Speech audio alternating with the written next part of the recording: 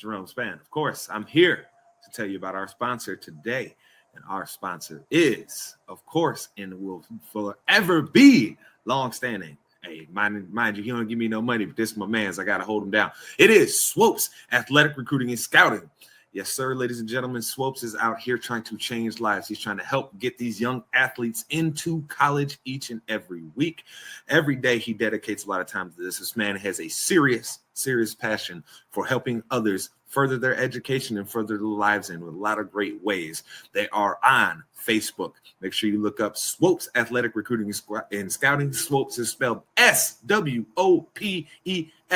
It is ran by Mr. Nathaniel Swopes Jr. He is the man in Houston, if y'all don't know. Yes, make sure you go check him out if you're trying to get your kid into school, or hell, if you're even a kid here that's thinking about going into school and you want to try and keep playing, keep your athletic career going, make sure you go check out Swopes Athletic Recruiting and Scouting. He is the man that is going to help you keep that dream going. So make sure you follow them on Facebook, and you can get right a hold of Mr. Swopes there. He will help you get into college and keep your dream going for continuing to play your sports. So again, people, Swopes Athletic Recruiting and Scouting. Check it out now. Help change some kid around you that you know's future, or hell, even your future.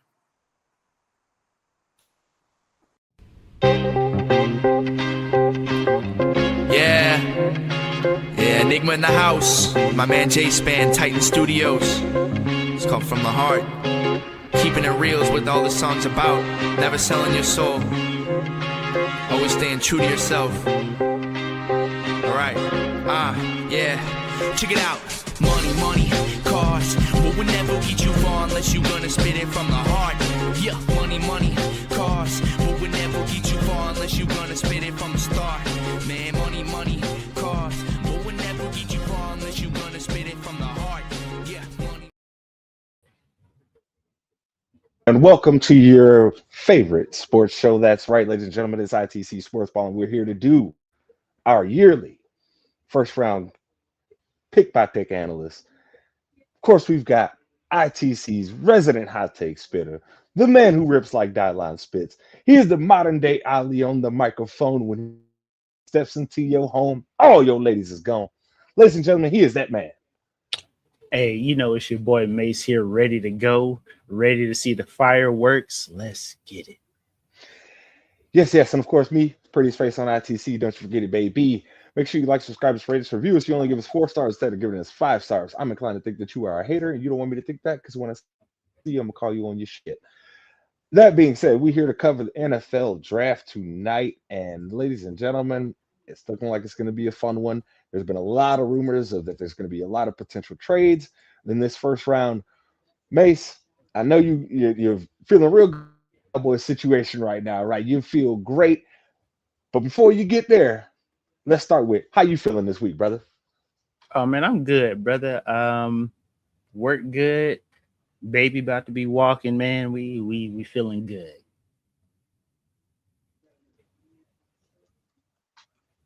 Oh, it's a good thing. It's a beautiful thing. Beautiful thing.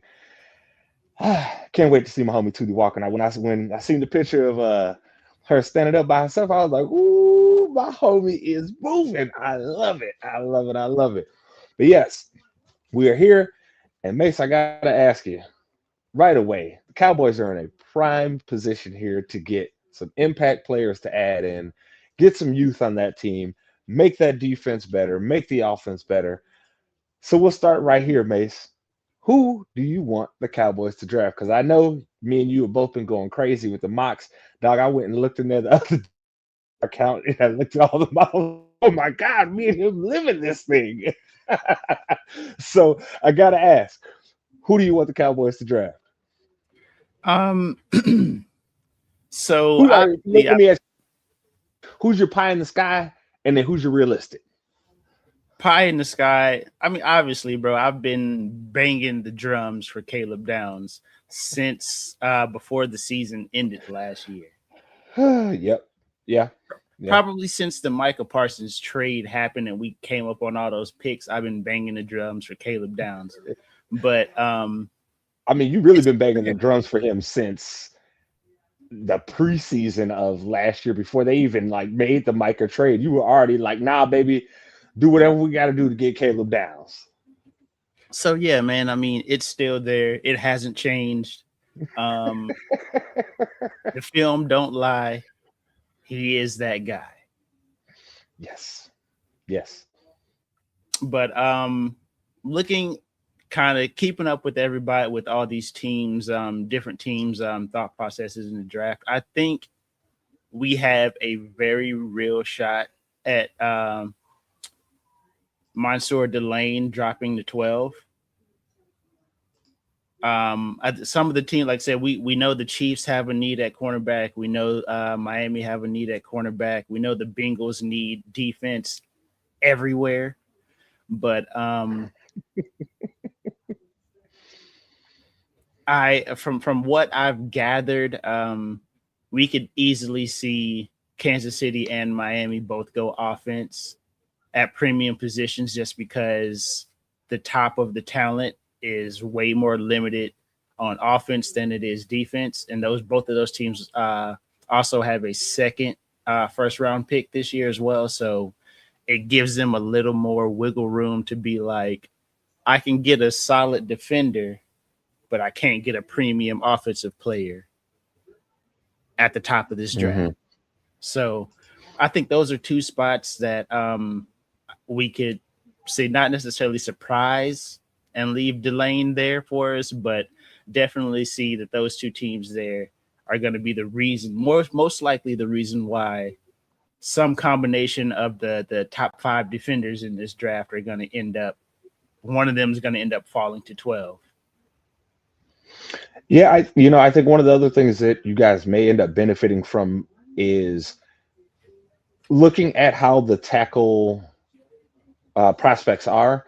There is a good chance that we could either see a run on tackles or on wide receivers very early in this draft, because if you look at a lot of people's boards, a lot of stuff that they said, stuff that we've talked about here, the top end of both of those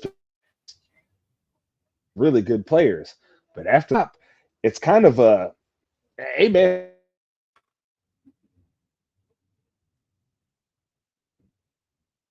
with all of those guys. So I would say most definitely, I think there is a good chance of Delane falling there. I just think that somebody's going to be smart enough to say, wait a minute, dog. They don't make corners that big, that fast, and that can cover that well, and you just pass over them. You do not do that. I think I think you're right. If he gets past those first 5 picks, first 6, I think there's a chance he slides right into your lap. But I don't think Caleb Downs, unfortunately for you, is getting out of the top 5. I think that is look, there has to at least be one good team out there, right, that says, hey man, if Caleb Downs falls past 4, I gotta call him up and see if we can make a deal here, because that dude. Well, see, the hope here for the Caleb Downs slide, right, is you look at some of these teams that are defensive needy, they also have young quarterbacks. Mm-hmm. And the easiest way for a head coach to get fired is to fail his young quarterback. You're not wrong. I've been down those roads. I know those roads very well. That is the easiest way for a quarterback to get fired. You can improve your offense and still be shaky on defense. And you're like, okay, well, our quarterback is getting better. We'll get it right eventually. But if your quarterback and your offense isn't getting better, and that's the guy that you wanted to draft as the new head coach coming in, hey, bro, you got some dark times ahead of you. So you ain't lying, man. That's kind of like my whole thought process, especially like when you look at Tennessee, when you look at New York, and when you look at Washington. Washington needs another playmaker for Jaden Daniels. The Giants need just about everything. Well, I mean, if we're being honest, Washington had has more needs than what it would have appeared at the start of last season. They have a lot of needs that they need to fill. And I think you want to talk about a team that might start that run on offensive line. That's a team that might do it because they need to protect Jaden Daniels. It is, look, man, we already saw it here, year 2. And I'm not faulting the kid and I'm not knocking him, but he is like the Jackson frame. You know what keeps Lamar healthy? Lamar has been a master of avoiding hits, big hits over his career. A few people have gotten him, not that many though. Most of the time, Lamar is going down and just bracing himself for the tackle. Jaden Daniels needs some protection on that offensive line, and I don't think them trading for Laramie Tunsil last year fixed that problem. They need to get some youth along that line, some long-term development. But before we talk about all these other teams, Mace, I got to ask, with that second pick, what do you want the Cowboys to do? Honestly, there's no reason why we can't double down in the secondary. Edge rusher is, I think once we get to 20, I don't think obviously there's the people look at Akeem Mesidor, but there's a reason why he played 6 years in college. A man can't stay on the field. Let's back up on the Akeem Mesidor stuff, especially at 20. Like if we make a trade back or something, we can get him at 29, 30, 31. That's different. But 20, I need a guy that I know for sure can give me at least 15 games. You know what I'm saying? The Keldrick Falk, he's the upside guy that he has no pass rush ability whatsoever. And we already have big bodies across the line. We don't need I'm out on Falk. Yeah. If we already had a ready-made pass rusher on the team, like for everything Rashawn Gary did last season, I will say that I'm more excited about his pass rushing ability than what people may think, because he didn't have a sack for the last half of the season. But that's more like scheme stuff if you really get into it. But I personally don't see Falk at 20 because he's an inside 4 technique. We don't need that. So yeah, bro, double down. Look, man, my biggest thing is I just don't believe in Falk at all, bro. Like I think Falk is, every time I've watched the film, I've tried to talk myself into him, and I'm like, nope. Like I said, double down on the secondary. If Delane is our pick at 12, maybe the safety out of Toledo is there, right? Or if Thieneman is our pick at 12, there's a host of cornerbacks in that group that are worthy from like 20 to like 30. You probably got about 4 or 5 options of guys that you know can get in there and ball.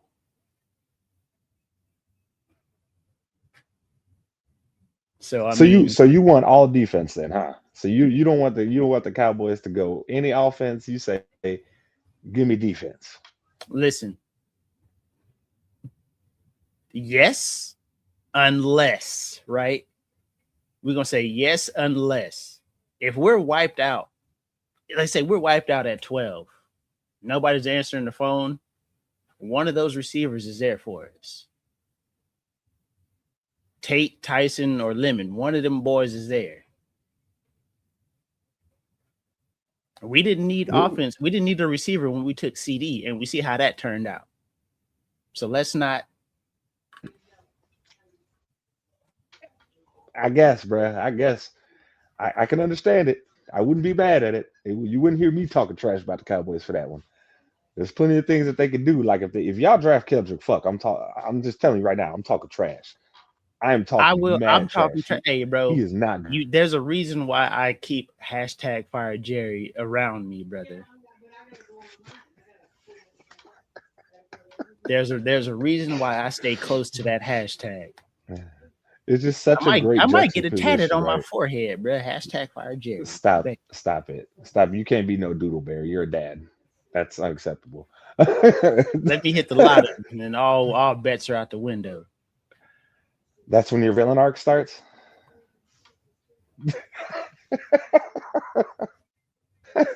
All right. I do want to ask you one more question before we move on from the Cowboys here. If Jerry decides to trade back from the early pick with Delane sitting there, are you losing your mind tonight? I am. There's no reason to do that. If he does that, bro, I you know what, dog? I'm working a half day tonight. I will get up from this computer, from my laptop, and go to work in early. I'm done with it. I don't need to see nothing else. When I say the top 5 defenders, right? Here's who I mean: Ruben Bain, Arvell Reese, Sonny Styles, Mansour Delane, Caleb Downs. If one of them 5 is there at 12, and we don't draft one of them 5, I'm done. Show's over. I'm out of here. Out of here.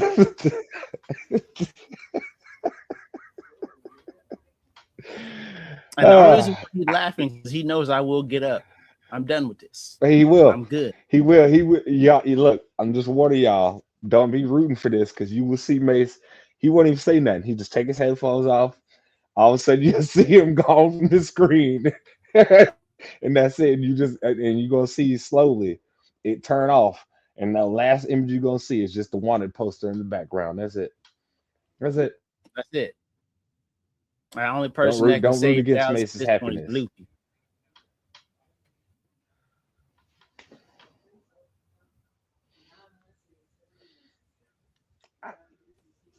I don't even know what to say to that.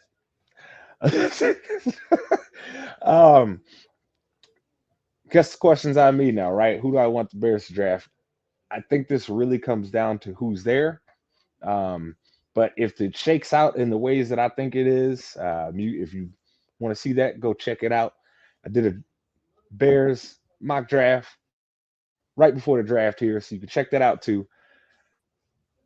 I'm hoping for Caden McDonald is sitting there, bro. I really am. I mean, I know a lot of people are really high on Peter Woods. They really like him because they feel like he has more pass rush right now. But I'm gonna be real with you, Mase. As a D tackle, I don't need you to have a pass rush right now. I need you to be able to stop the damn run. Because you know what we couldn't do last year was stop the damn run at all. It was atrocious. We had Ashton Genty out there looking like an all-pro last year against our damn defense because our D-line was terrible. I saw the craziest stat the other day, Mase. Do you realize the Bears were like worst in the league for yards before first contact on run plays? We were giving up 1.6 yards.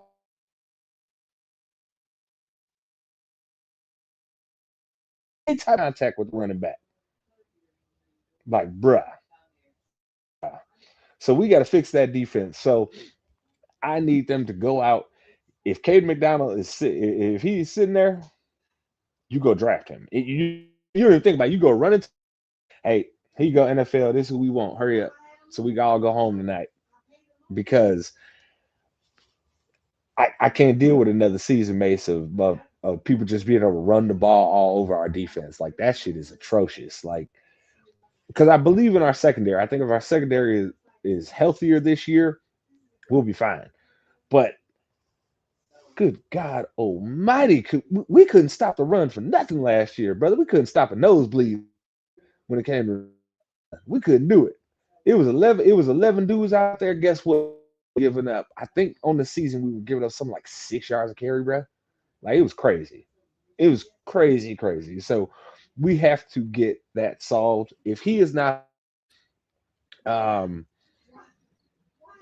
not opposed to Peter Woods. I don't think he's as good in the run game. I think that's where my issue comes up and why I would take McDonald over him. But, man, we got to fix that D-line, bro, because that D-line was unacceptable last year. So, look, even if it's not McDonald, whoever is that best player, get him. Now, So the do only you see exception any I will say, scenario where the Bears move at all in the draft, whether they move up or move down? Like, I I like I said, think I know we've kind of like pinpointed on their need being interior of the defensive line, but has there been any sort of inklings of a hey, they fell in love with this guy during the draft process and they may move up for him, even though he's not a need position? I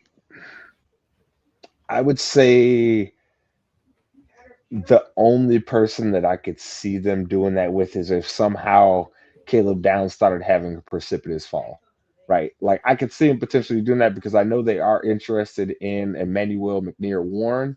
Mm-hmm. And that's what I was going to say. He's the only exception that if at 25 he's sitting there and McDonald's sitting there, they're going to have a hard choice, right? But I don't see them trying to move anywhere, specifically because you have to also start planning out your cap, right? And you're expecting to be picking the draft again next year because you're expecting your team to be better than they were this last season, or at least as good.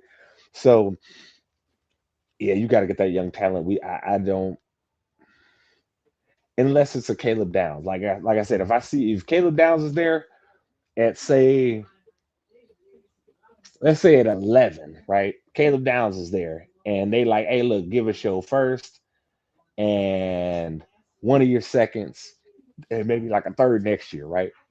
If the Bears want to move up, do the thing, go ahead. But I think they're in a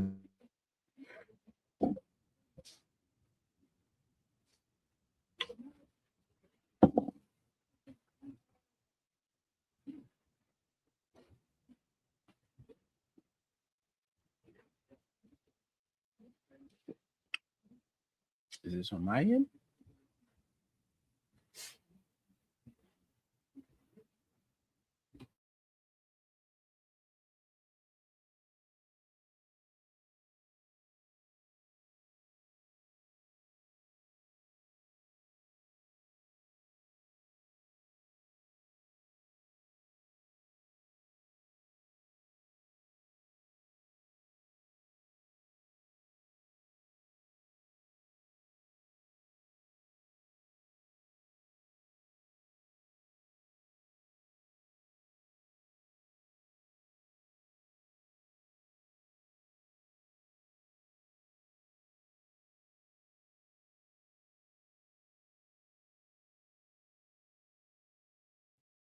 All right, guys. I don't know what happened to Jerome there. He'll probably be back in here and momentarily. Right now, it's just your boy. But yeah, man. So I guess my take on the Bears situation right now. Um, whoop. Sorry, internet went crazy there. Can you hear me? on my end, brother, I was tricky. No, my internet went crazy. Like if it took any longer, I was actually about to text you and tell you, hey, hold on, give me a minute here. But what was the last thing you heard me say? I don't know what was the last thing you You heard were me say. talking about your y'all's cap situation and how you gotta. You got to plan for the future, and I think that's part of what they did with this draft and getting the multiple seconds and thirds. Is now they're trying to hit on some young talent to say, hey, we're gonna probably have to pay this quarterback in like 2 years, right? We're gonna have to pay Rome, and we're gonna have to, and then after that, we're gonna have to pay Colston. So I think they're starting to plan it out and say we got to hit on some young picks. So I don't see them moving too much in this draft. And like I said, unless it is for sitting there and they happen to get a call from that team that's sitting at there with the pick and saying, hey, we know you really like them. We'll take your first, a second, and a third next year to move up for this. Other than that, I think we stand pat. I just don't see it. What about the Cowboys? You think the Cowboys will move up anywhere, or you think they're going to stand pretty pat Um, with the picks that they're at? so I think moving number 12 is a bunch of smoke and mirrors. I don't think they'll move out of 12, but I Mm-hmm. do think they are willing to use pick 20 to move around in the draft, whether it be up or down. The new thing now is now that George Pickens has signed his franchise tag, is he signed it? Yeah, he signed it today. So he is eligible to be traded because he signed it today. So the trade that's been circulating out there is George Pickens and 20 to Tennessee for number 4. It makes sense for both teams. It makes sense for both teams, right? Because honestly, I don't think Dallas would stay at 4. I think Dallas would use number 4 to then acquire a haul of picks. I'm gonna just be real with you. I don't want to be the Titans coach who got to deal with making sure George Pickens stay tightened up. I don't. I just George Pickens on bad teams, brother. We've seen this before. We've seen this before. I don't know. And look, that would be great for you guys. The Titans. I mean, at that point, at pick 4, we have our pick of the litter, essentially. Mm-hmm. At worst, 2 of those guys are going to be gone. Most likely, Arvell Reese, and then either Styles or Ruben Bain would be gone by the time we picked. So we'd have our pick of the litter at 4, which I'm not mad at. We need defense. There's obvious top end defensive talent. I'm not mad at it if that's the trade and we somehow keep 12 in all this ordeal as well. If we can keep 12 and make that move, we're cooking with gas. Man, I'm hopeful for you, brother. That's all I'll say. I've been down this road before with you in these Cowboys drafts, and I know sometimes you end up a little bit angry. Yeah, a little bit upset. I just good luck. and That's all I can say. So the dark horse deal here is obviously Dallas picking another offensive lineman, but I think that's lazy for 1, and 2, our fans better riot, refund them tickets, all of that. But we're in a weird spot with Terrence Steele. He's good enough to not replace him with anybody, but he's not good enough to think about replacing him. You know Sounds what I'm saying? Look, we in the same trick bag with Jonah Jackson, where it's like you good enough, right? But you're not great. But It's like, we ain't gonna find a lot of you out there. It's like you want to upgrade your big dog, but if it's not a clear and obvious upgrade, you good. You got it. Yeah. This can't be no hope. This is not like a hopeful. This isn't like you just got to get you out of here because you're just so sorry that anybody will do. That's not the case. Mm-hmm. He's got his upside. He's got his things that he does well. But there's an obvious upgrade opportunity on the offensive line, and you have to look at him for it. So that's the doomsday scenario. Yeah. Is if Dallas picks a tackle with one of those 2 first-round picks, I'll flip this table. I'll be upset, but I'll understand. I ain't gonna sleep good tonight, but I'll understand. All right, so this is one of our favorite things here, Mase. Who's gonna make the bad decision tonight? Who's gonna do it? Who's gonna do the one that we turn around and we looking at this and saying, well, that regime's gonna be fired in about 2 years? Because look, when we said it about the Titans, we were right. When we said it about the Dolphins, said about a lot of people, and we ended up being right. Hey, I told y'all boys last year, Buffalo Bills, Doug McDermott was on the clock. We turned out right. So who's gonna make the bad decision tonight, Mase? Who's I think gonna do Arizona. I think they're gonna go quarterback hunting.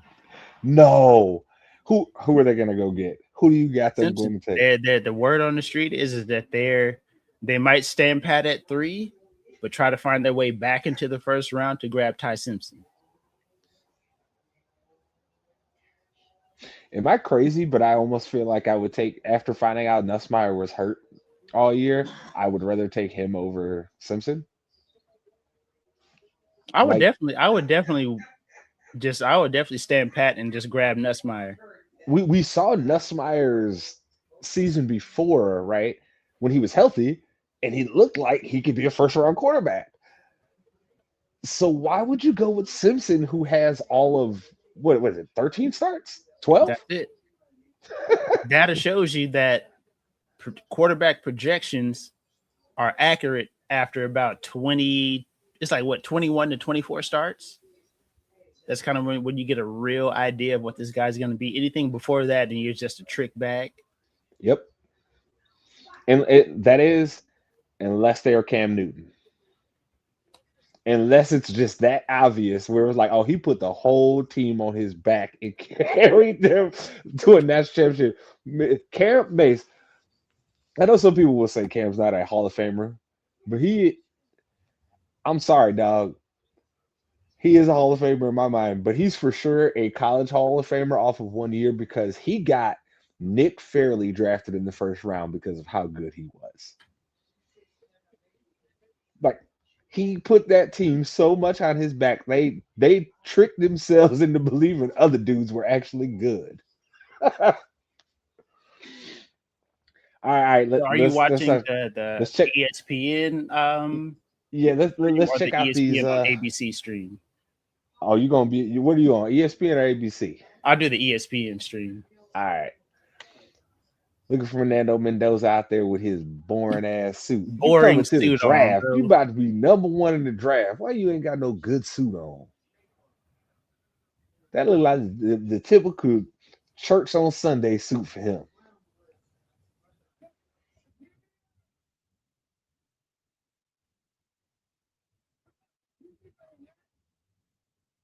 They don't like you, bro.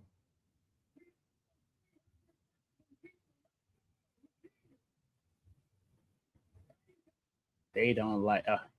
At this point, I think he just goes up there to get booed.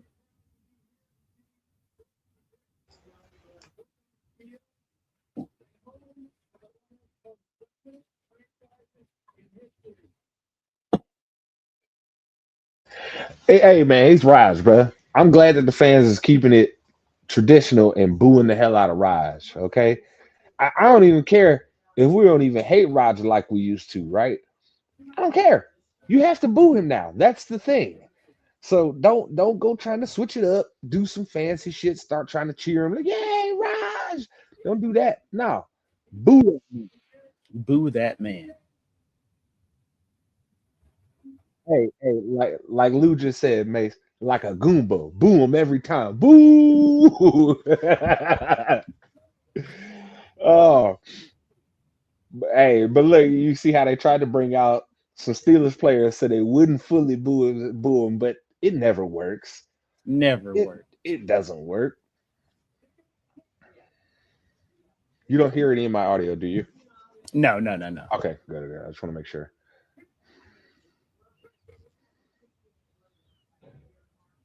I ain't trying to get copyrighted.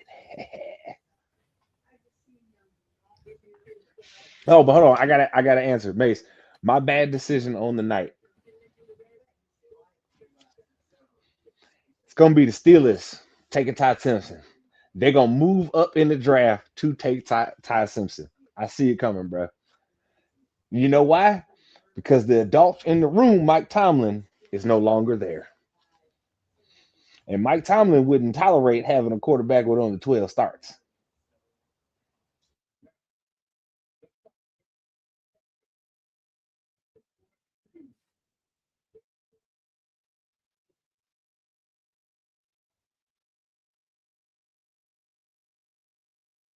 Tootie already sleep, Mace? Yeah. Damn, I didn't get to say hi to my friend. You knocked out before you came and did the show, huh? She only had one nap at daycare today. Oh, so she was fussy. I already know she was grumpy then when she came home. Mm-hmm. I've heard that little one when she only get one nap, she be mad at the world. If she don't get a second nap around like 1, 2, it's a wrap.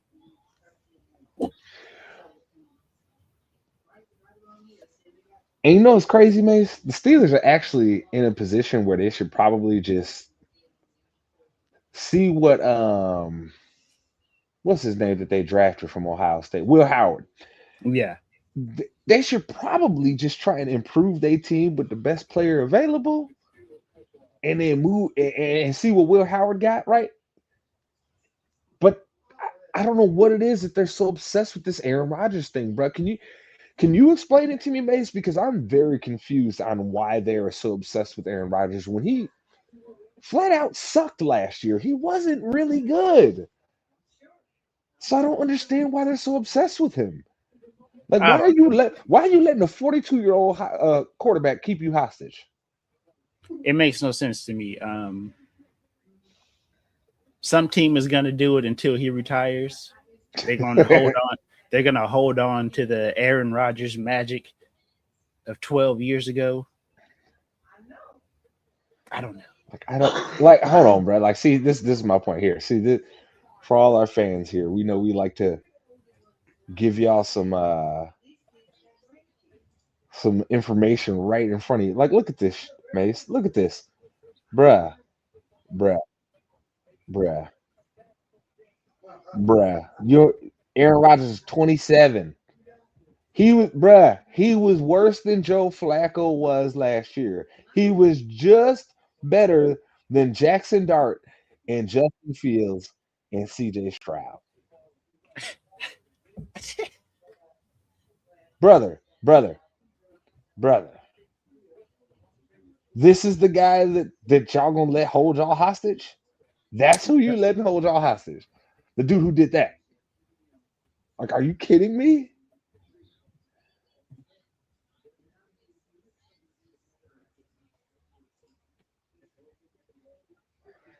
Like, that's insane. That's insane. Mace, please explain to me how that makes any damn sense at all. It doesn't, bro. Everybody has been fooled by Tom Brady being as good as he was into his 40s. All it took was one. All it took was one to be good into his 40s for teams to think that everybody's going to be good into their 40s. But see, what kills me is that Tom Brady, at least, like, that first year in Tampa, he was really good, right? He was really, really good for them. That second year, he was aight. You know what I mean? Why do you think that you can do this again? Tom Brady is, look, he may not physically be one of a kind like a Cam Newton, but as far as his winning and the ability to win games and stuff, he's 1-1. Why the hell do you think you can recreate that? I don't understand. Because, I mean, for all intents and purposes, up until what, 10 to 15 years ago, once quarterbacks hit 35, they were essentially veteran backups for the next year or two before they retired. Yep. And then all of a sudden, Tom Brady started balling at 34, 35, 37, 39, 40, and teams were like, all of the quarterbacks can play into their 40. Let's do it.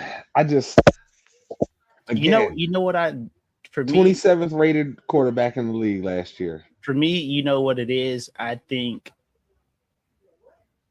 it comes down to the lack of development for younger quarterbacks throughout the league. This is why we're holding on to so many 35, 36 plus year old quarterbacks. Like, sure, you have your outliers that are still going to play good, but Marcus Mariota finished higher than him.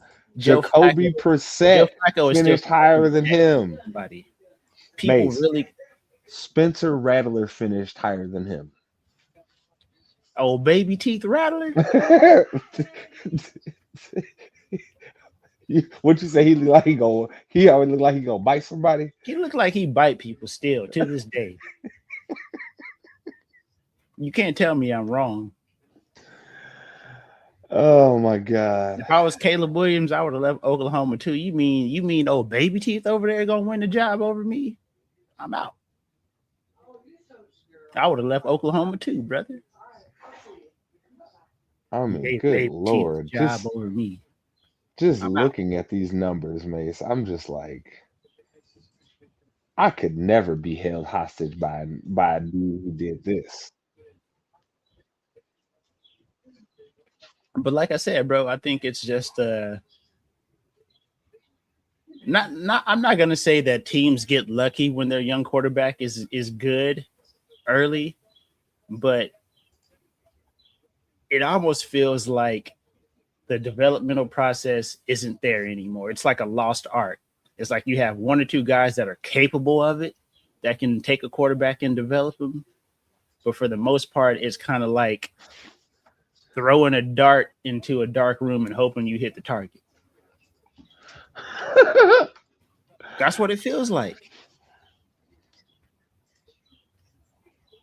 Bro, like, Am I wrong? No, I mean, I can't say you're wrong. Like he just Now, like guys are staying in college longer just so teams have a better chance of getting their evaluations of them right. Yeah, I think a lot of guys have learned too with NIL. Hey, dog, I can stay here and make this money, and I can get my draft stock up. Why I need to hurry up and go to some bad team? Mm-hmm. Let me make sure the right team is drafting me, so I don't end up screwed. No, they aren't comparing this man to Drew Bledsoe. You fucking stop. You stop it right now. Drew Bledsoe had a cannon. Fernando Mendoza does not. Stop it right now.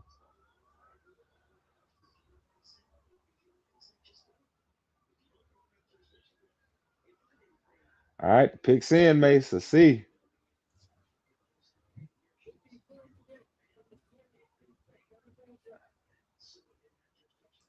All right, there we go. I mean, this was a foregone conclusion. I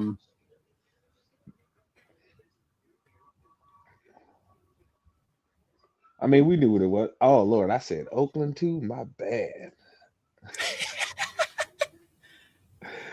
Gotta find myself for that one. Oh, man. Bro, they was in Oakland for so long, bro. I can't help it.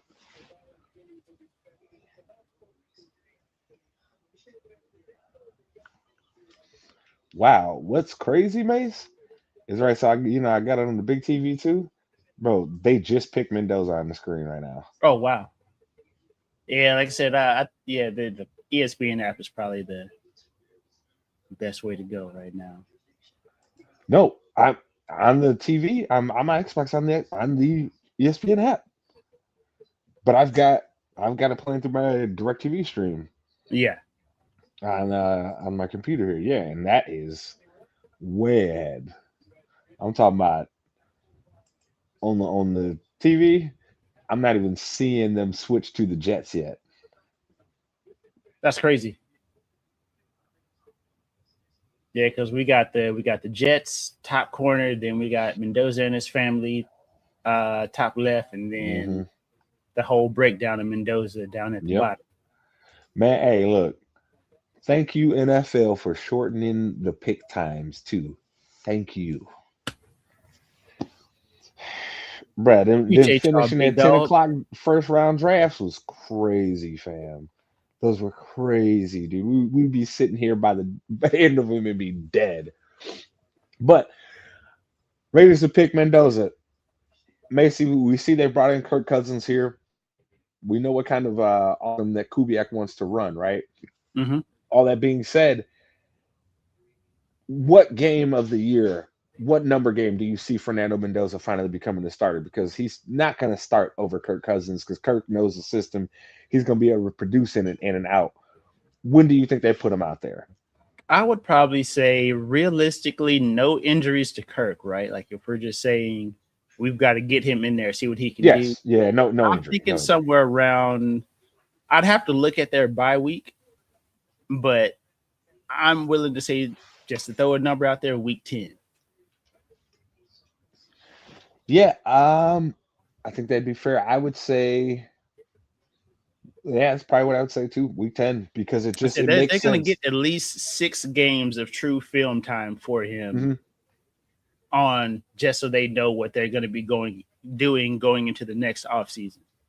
Yeah, they absolutely need to, because I think one of the biggest things is that Kirk Cousins is only a band-aid for you to just get you to when this guy has learned some of the system and can go out there and do what you need him to do. But you do need to get some film on him this year. You need to see something out of him. You don't have the luxury like Kansas City had when they drafted Patrick Mahomes to say, hey, look, man, we've seen Alex Smith already start at a high level in this league. We know he can get, we know what his ceiling might be, right? So, but we also know what his floor is. We know we ain't gonna drop below here. They can't do that right now with Kirk Cousins, because your floor with Kirk Cousins could be you win 4 games. We seen that when he was on the Commanders, right? They was loving Kirk Cousins, kept playing the franchise tag game, and they would win 5 games. But Kirk Cousins' numbers would look good. That's why that man a legend at the bank. They call him Mr. Cousins. Hey, I'm talking about straight legend at the bank, bro. Straight legend at the bank, bro. Kirk Cousins is, I don't know how he did it, bro, but I gotta look everywhere at his he goes, career he gets a earnings. bag. So this says the Jets pick is in here. I think it's gonna be David Bailey.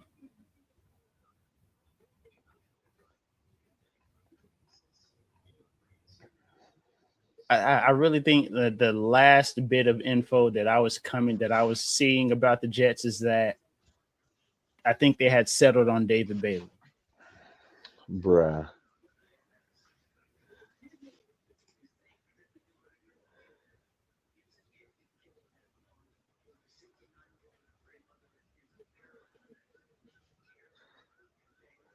Bruh. Kirk Cousins has secured $339 million in total guaranteed money over his.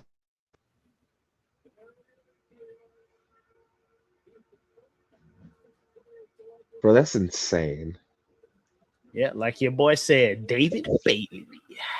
I mean, I think the first 2 picks of the draft were basically, everybody knew what those were. David Yeah. Bailey is clearly the best pass rusher in this draft. That dude is a monster. He's the type of dude that I felt like, hey, you could trade up for him, and you're not gonna hear me object. Oh yeah. Oh yeah. Um.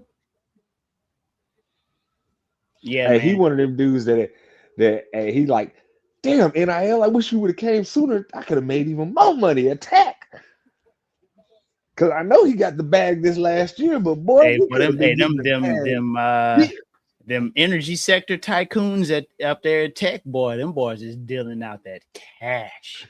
There's if you know somebody that is considering colleges and Tech got that offer out there, listen, my boy, Lubbock is boring, but that money ain't. Hey, look, they'll pay you enough that you ain't gotta stay in Lubbock all the time. Listen, bro, it's gonna smell like cow at some point in time in the year. It's just gonna do that. That's what it does out there. Dude,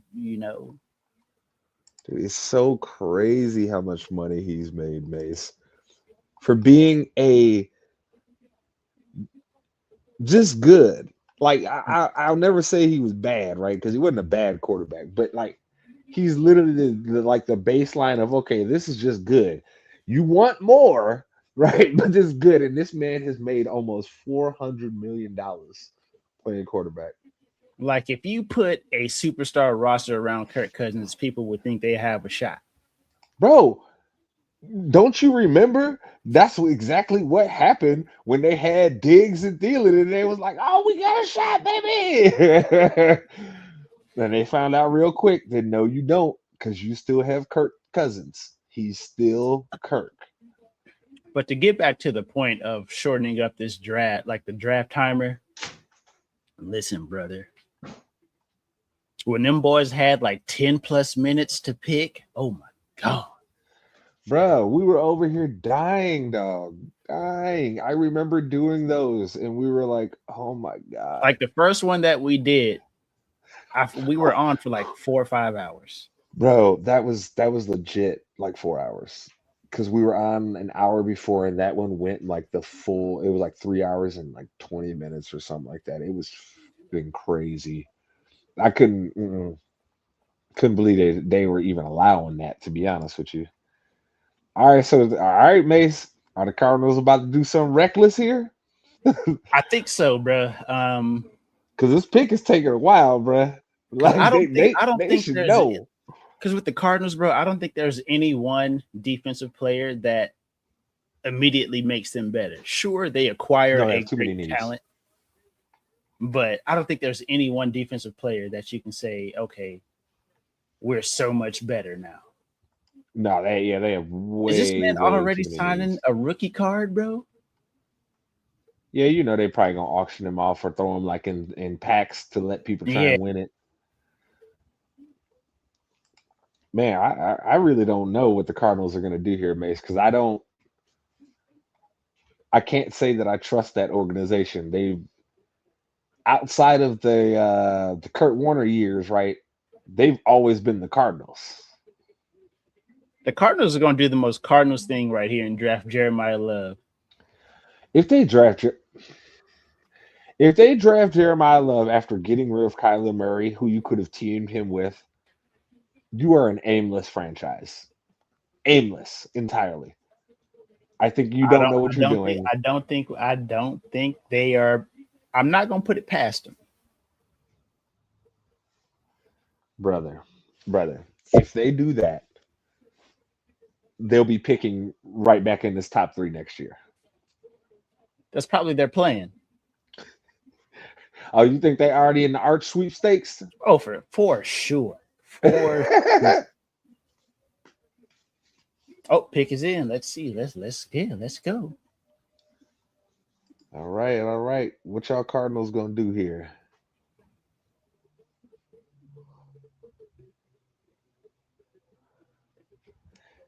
Hey, look, and I can even tell you, Mace, from when me and Dirty Dave went to the draft, them longer times was killer, bro. It was like, am I gonna be here forever? Like, am I ever gonna go home? Bro, I don't get it. But yeah, I think all right, so Mace, before we get to the Cardinals here, before we see their pick, how do you feel about the Jets taking David Bailey? Home run? I like it. In my opinion, like I said, he was the best player that you knew what you were going to get out of him. Mm-hmm. I think Ruben Bain probably is the overall better edge player because I think he's a better run defender, right? Mm-hmm. But if you're looking at the Jets and like, we need to acquire young defensive talent, let me find somebody who's a specialist and does one thing really well. Yeah, I think a part of it, they didn't want to get caught in that trick bag again of looking for another edge because they had done the thing. They had done it with Q, where they had Q there for all those years, but kept drafting edges and just could not get it right. So they said, "Hey, we're in this shot now. We're in this position now. Right we're here, gonna take making this pick. So let's see what we got." Okay, let's see, Raj, what these boys about to do.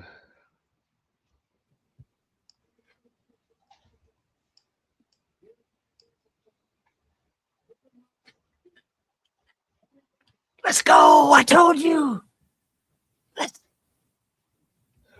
Oh my God. Let's go. Oh my God. You are an unserious organization entirely. Let's go. Brother, I told you, dog. I felt it in my bone. Like once Bailey was gone, because I think Arizona was only set on Bailey, right? They're like, edge rusher is a very premium position.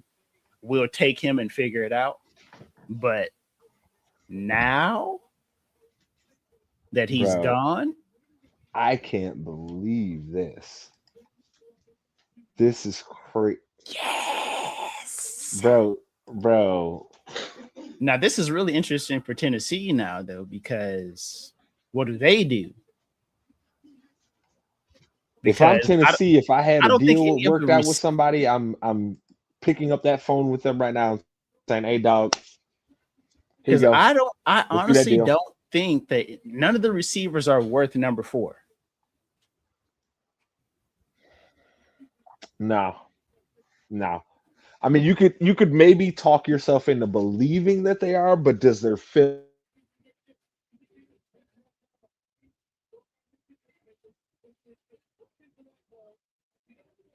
But this is I'm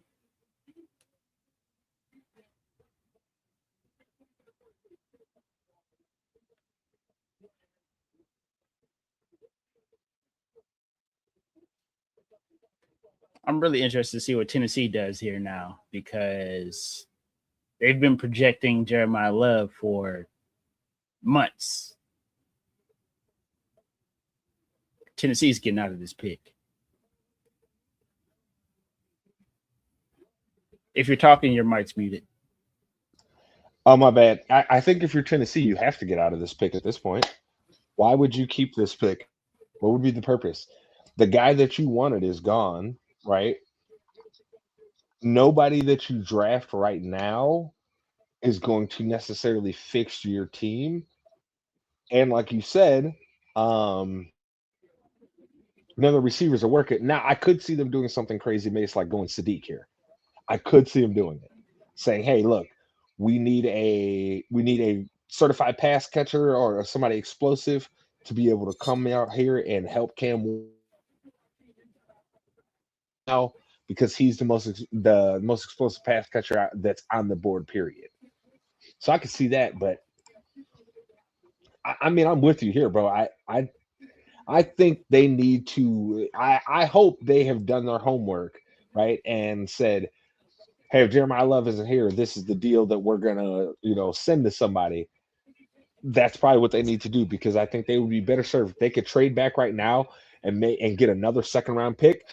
That means then they could double up on wide receiver with their picks, and they could really get some talent out there for Cam Ward, because they don't need any more offensive line. Tennessee didn't use their time at all. Them boys are already they left like 3 minutes on the board.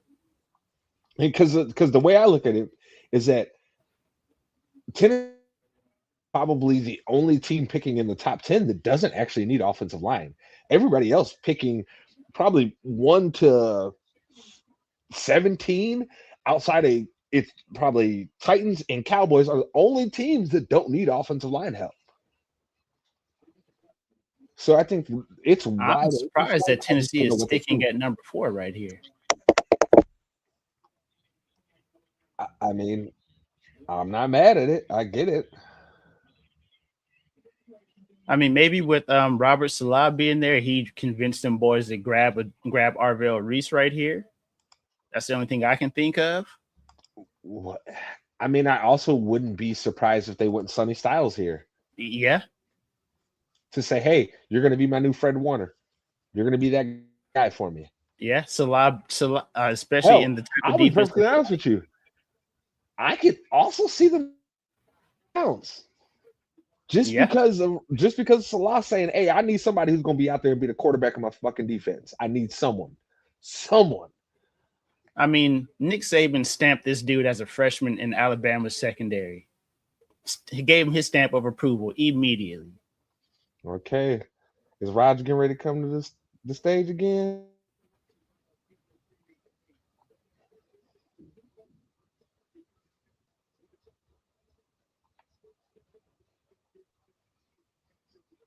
Hey, boy, that head shining, boy. You see that? Mm-hmm. That head shining. That's that baby oil. Nah, bro. He got the head wax, bro. Oh, yeah, he got that sheen. He got that sheen.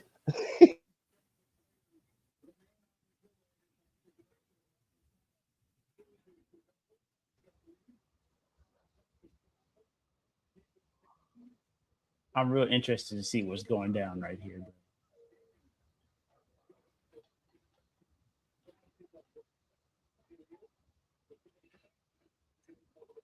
I'm really interested in this pick now.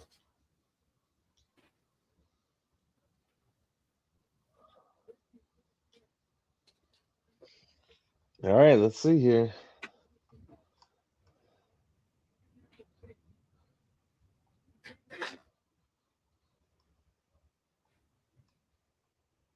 I think that's a little early.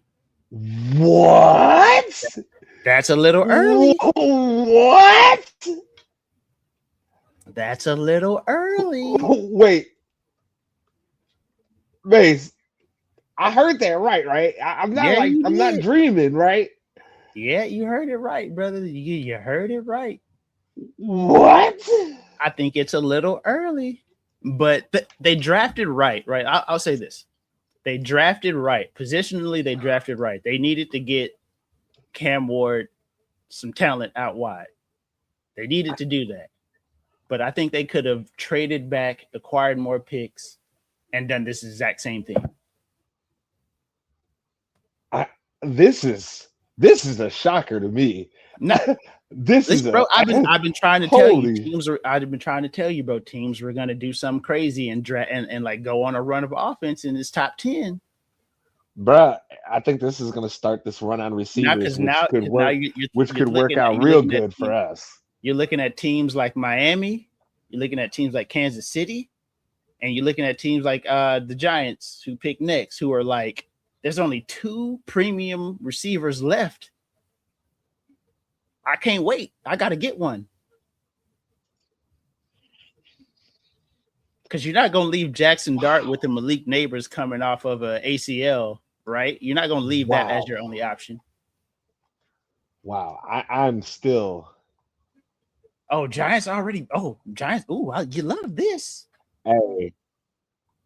You love this. These picks is coming in hot. Hey, because the Giants, they do Caleb Downs is sitting right there for him, and they like, yeah, baby, we don't even need to think about this one. Call me crazy, bro, but they might go grab that tackle out of Miami, or this could be Jordan Tyson. I just don't see the Giants going receiver again because they know they have Neighbors coming back, right? So, but that's your only option. Not receiver with your first round pick. Everybody else after Neighbors though is god awful. But then you're going to put yourself. Ideally, what then ends up happening, right? If everything works out, then you're in the Cincinnati Bengals trick bag. You know what I'm saying? So now you're having to pay quarterback and 2 wide receivers, being real big money. I understand that, but at the same time, do you really want to leave your second-year quarterback with a new head coach with a number 1 receiver coming off an ACL injury, and that's his only playmaker? I mean, I feel you. You have solid logic. I don't agree with it, bro. I just don't agree with doing that. That's all. That's all. I honestly don't think if Giants pick a defender, I think they'll do it at number 10, but I don't think they're doing it at 5. I really, whether it's offensive lineman or wide receiver here, I think that they are definitely going to help Jackson Dart out in some form or fashion with with number 5. Like I said, bro, at the beginning of us starting here, I told you, bro, the quickest way for a new head coach to get fired is to not see your young quarterback progress. And you can do that 1 or 2 ways: either keep them upright in the pocket or give them some guys that can win quick. This is wild, bro. I'm still.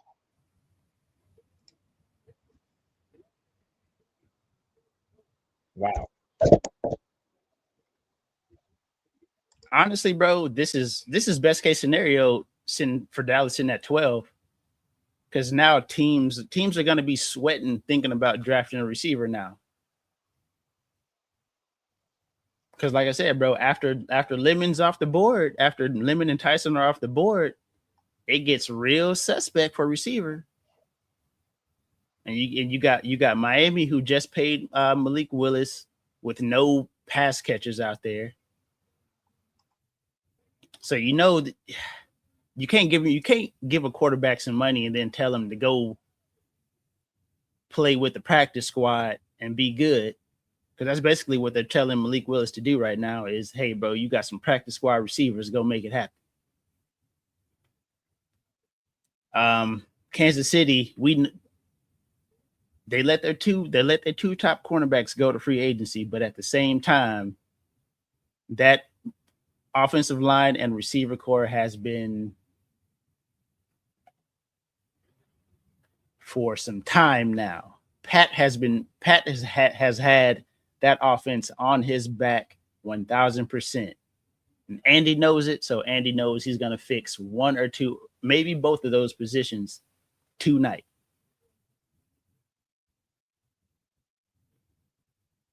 We're going to see, right? We're going to see. They better get it together because you can't have Pat running for his life like they have been. That shit's unacceptable. Oh, yeah. But I honestly think this is offensive lineman here. I think this is going to be the guy from Miami. I really do. Because we know he can play both tackle positions. But that would be what? You've drafted 3 in the last 4 years? But none of them boys at new regime. Only one of them has worked out. You got a second year quarterback coming off of some injuries because y'all were running them too much.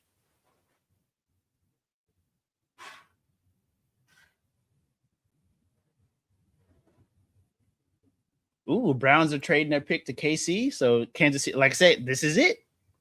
Carnell Tate came off the board, and teams were like, I need to go get me a quarter. I need to go get me one of these receivers. I can tell you right now, Kansas City drafting Jordan Tyson or the best offensive lineman available at 6.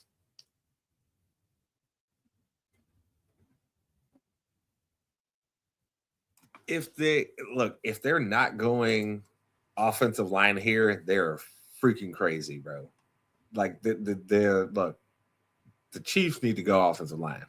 They of any team out there, brother, they need offensive line. You cannot continue to have your franchise quarterback running for his life every year.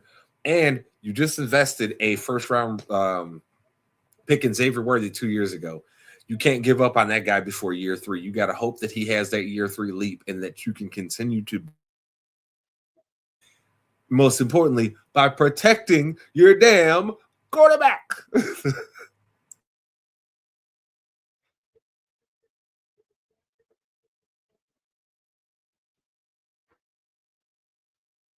Okay, the pick is in. Let's see. Rodgers at. Let's see what happens.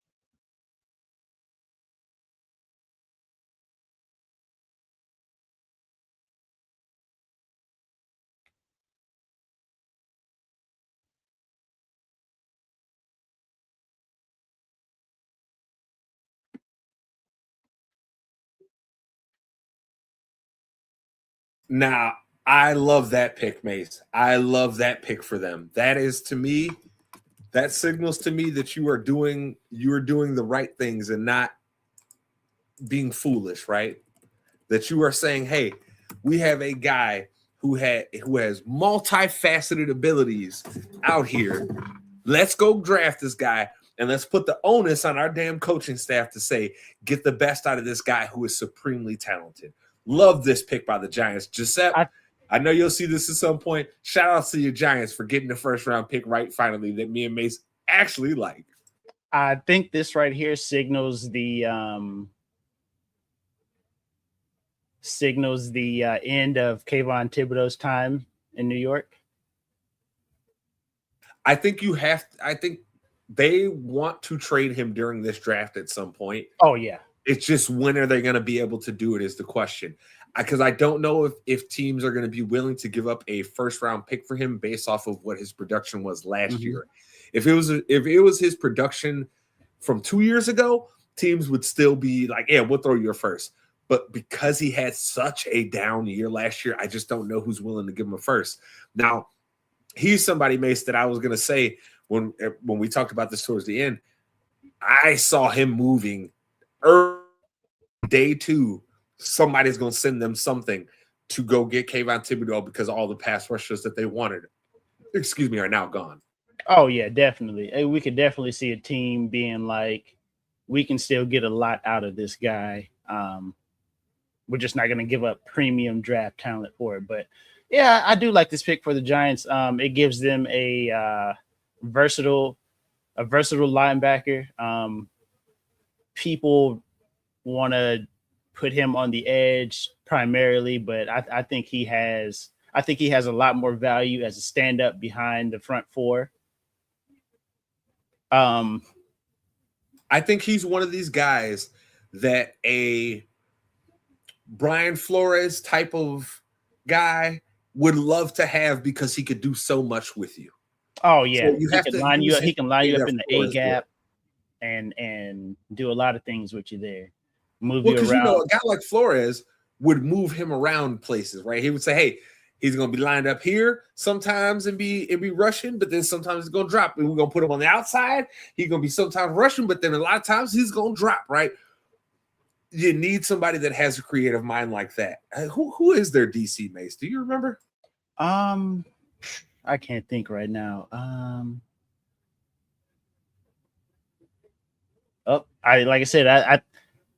So where are we going here? I think they're going offensive tackle here. I think Kansas City said they're not going to wait. They're not going to risk it.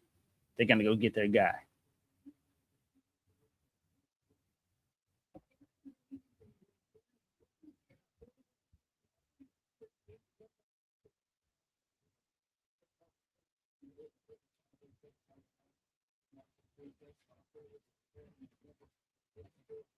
So their DC is Denard Wilson. I'm not sure so much of who his, because he was the DC the last 2 years with the Titans.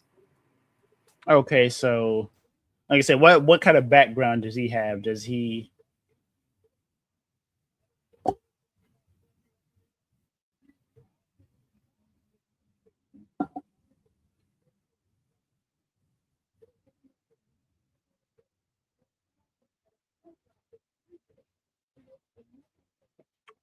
Oh, that price is kind of high to go up 3 picks. So,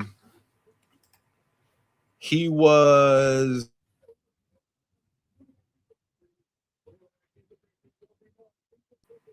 then with the Jets. He was the coach. He was the DB coach when Jamal Adams got his All-Pro and Pro Bowl. Okay. Then he was with the Eagles as a DB coach again. The Ravens, he was great. The Ravens when Hamilton was named All-Pro. So it seems like he gets the most out of DBs. So it looks like he feels like, hey, I could probably coach up some DBs. Let me go get some linebackers so I ain't got to worry about that position. All right, let's see what the Chiefs do. They better go offensive tackle here, man. They better.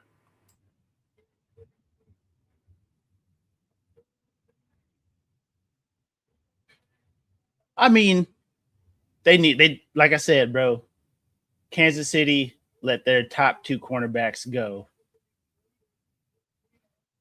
So this makes a total sense. I'm not mad at them for doing this. Maybe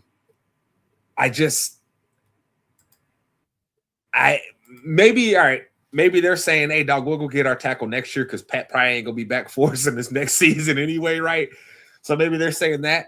But The Yeah, Commanders. Delane is he's gonna be awesome for Spagnuolo for sure, for sure. That guy can cover his ass off. I think this is either going to be Sonny Styles or Jordan Tyson right here for the Commanders. And then I think Dallas is going to panic and move up with New Orleans. If it's Sonny Styles, Dallas is moving for sure.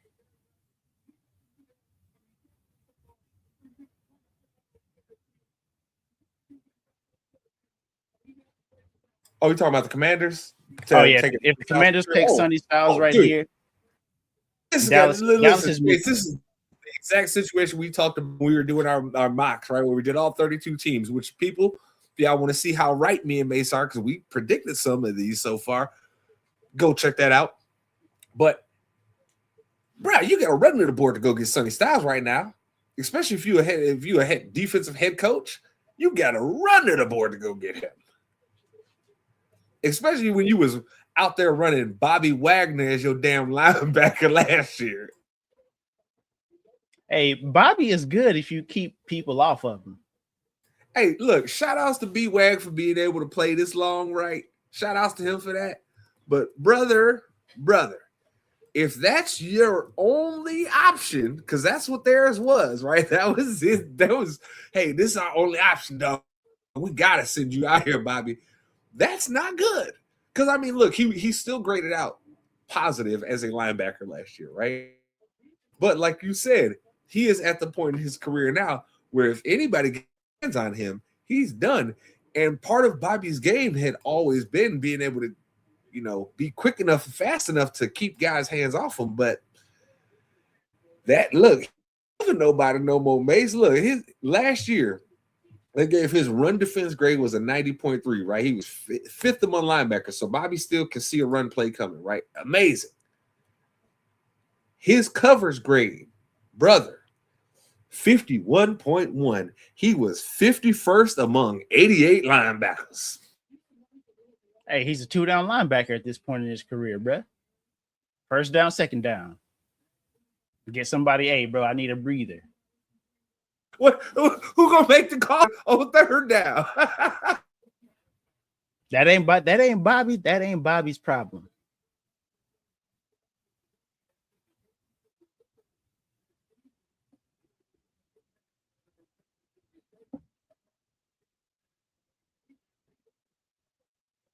Like I said, if this is Sonny Styles, Dallas is 1,000% making this trade with New Orleans. I don't think that they're gonna wait. I don't see him waiting.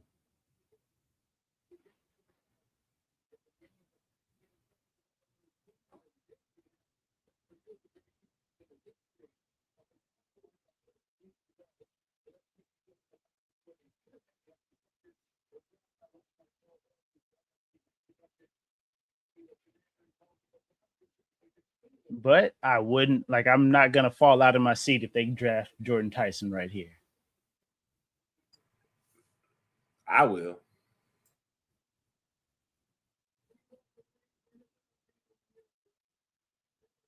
Or they could be the first team to get this offensive tackle dominoes rolling. They need to be.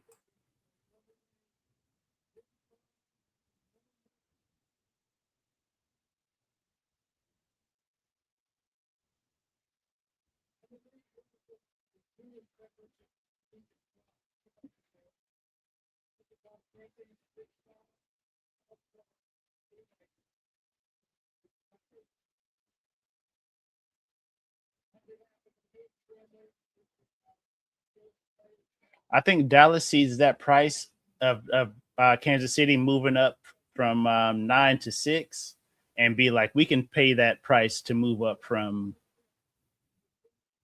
12 to 8.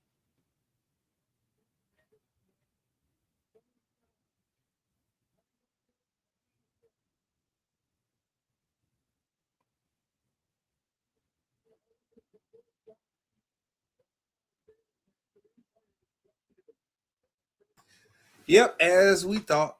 as we thought. They ran to the board for the man that we thought they would.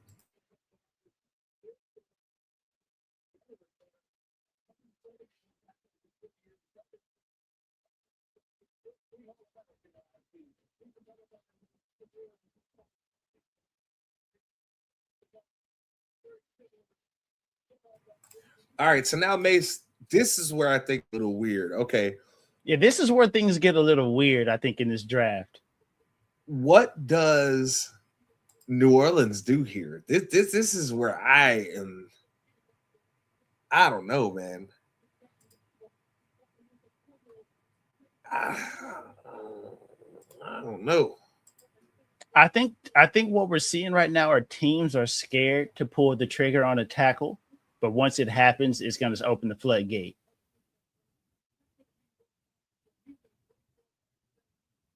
Saints have already made their pick. I ruined for me. I ain't gonna tell you who it is. Somehow PFF has it ahead of time, Mase, and ahead of what we're seeing. Yeah, I'm guessing they must be like live in the draft rooms or something. Because I'm not gonna lie, this pick kind of surprised me. if it's accurate, but let me say this: if it is accurate, who am I surprised?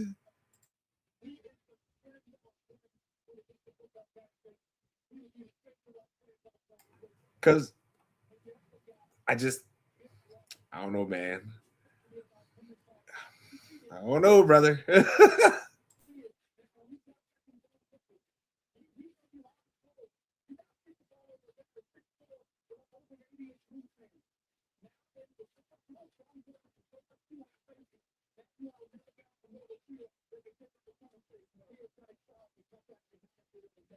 Oh, damn, Sonny Styles, hurry up and get to the stage, nigga. you feel me, bro? That man's walk up is longer than Obafemi's, bro.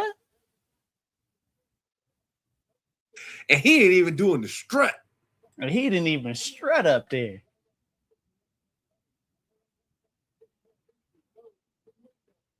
But I like this pick, bro. Dan Quinn has to get his type of defenders in there for that defense to work.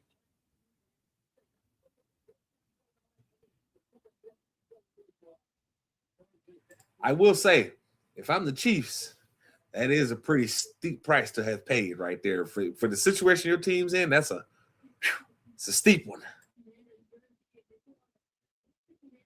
But like I said, I think the Chiefs are in a spot where they know that they're not getting anything out of Pat next season, so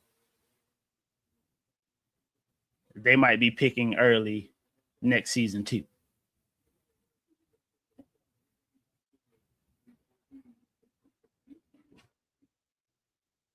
So how do you feel about Sonny Styles here as in a fit for the Commanders? I think it's perfect. He doesn't have to play. He doesn't have to be a green dot player. He can be their weak side linebacker. He's going to be a 3-down linebacker for him. We know Dan Quinn wants guys that can run, that are rangy. Former converted safety. So, like I said, we know he can cover some space. He's every bit of 240. You know what I'm saying? I think when Dan Quinn saw this, I'm pretty sure he did a backflip in the draft room when he saw that Sonny Styles was there. And probably would have punched anybody that said we're picking anybody but Sonny Styles.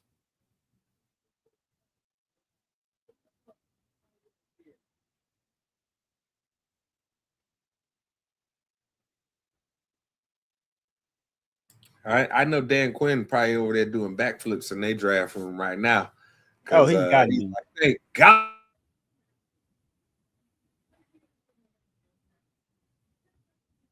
Playing anymore.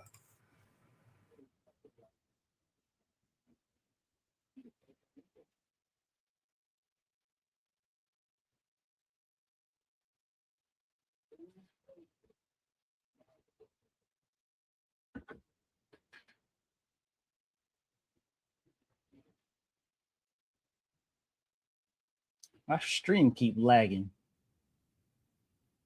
If you see me just randomly look up, because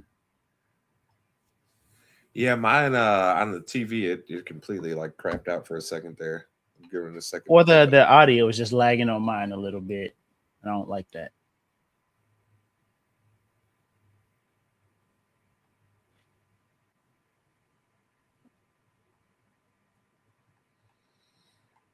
Let's see what we got here. Come on, man, get back to the Saints pick, man. Look, if PFF is accurate, Mace, I think you might be a little surprised by this pick. I won't lie.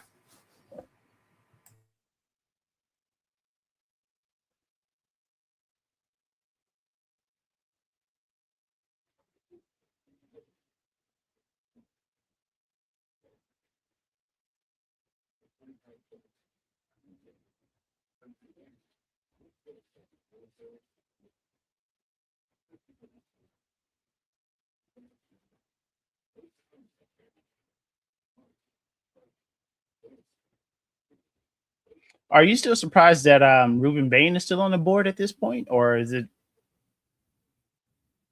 For me, I'm not surprised, just because the teams that were picking there didn't necessarily need edge. Edge wasn't always their pressing need. Mm-hmm. But I am surprised that somebody hasn't traded up to at least try and go grab him at this point to say, hey, wait a minute, wait. Y'all just let him slide? Let me make a phone call real quick.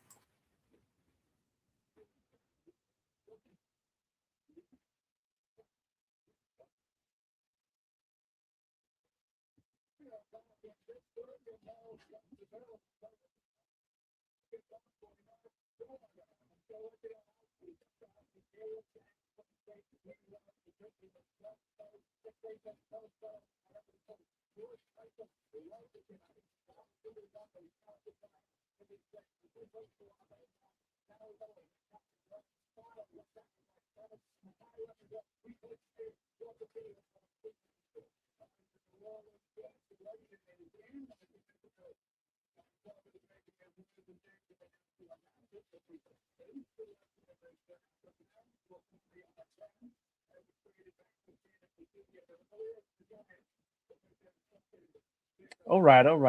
What we got?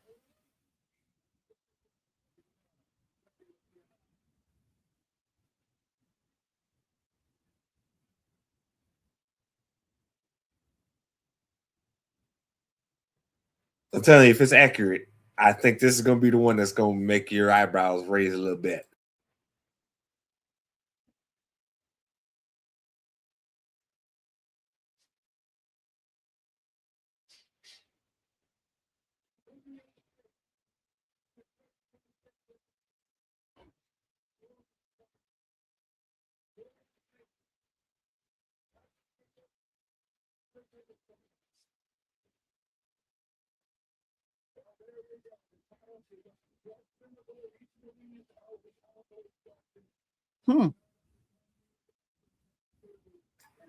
Yep, so it's accurate. I need to stay my ass off of there. I don't want to ruin it for me.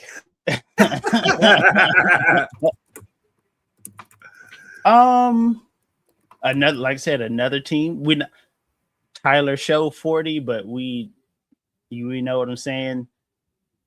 Quarterback on a rookie contract. Easiest way to get fired is to not give him no talent.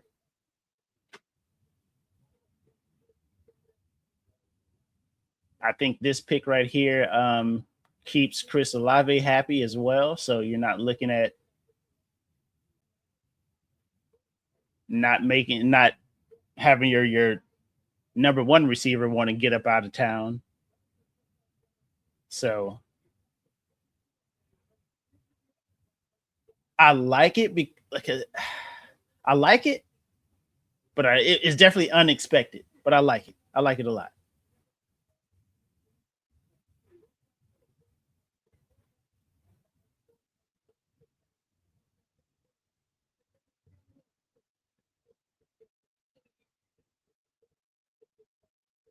The Browns have already got their pick in. We know they go on offensive tackle. They have to. They absolutely have to. Or, if you gonna stop crying, or they could be going crazy and go get Ruben Bain.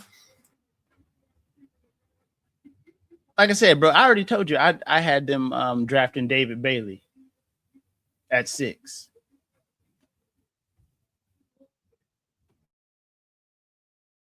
I'm just saying, I could see him going Ruben Bain here. I could see it.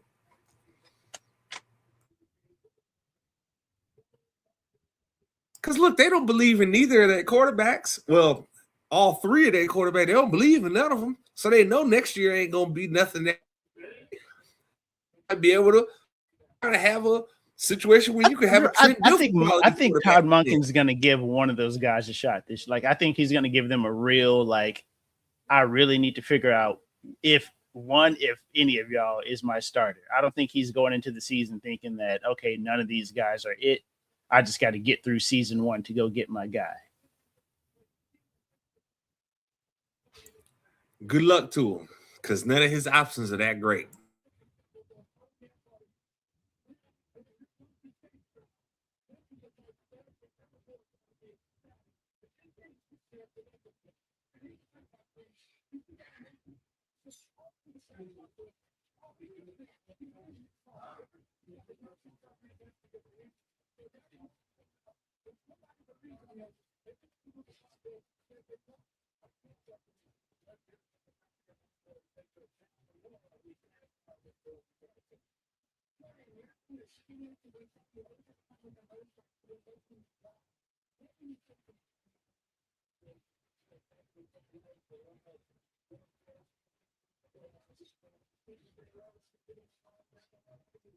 Jesus Christ, Mace, what is this nigga? 12 years old? This nigga You look feel like me, a child. They said Arvell Reese was the 3rd youngest player ever drafted in the first place. Is he the youngest? I don't even know if this nigga Jordan Tyson can grow a mustache.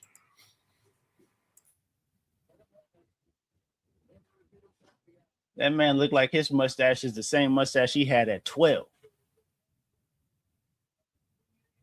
It ain't never got no more thickness and just give him the shadow. That's it. It came in early, right? Because he was probably bigger than everybody in his grade. Came in early, then it just stuck.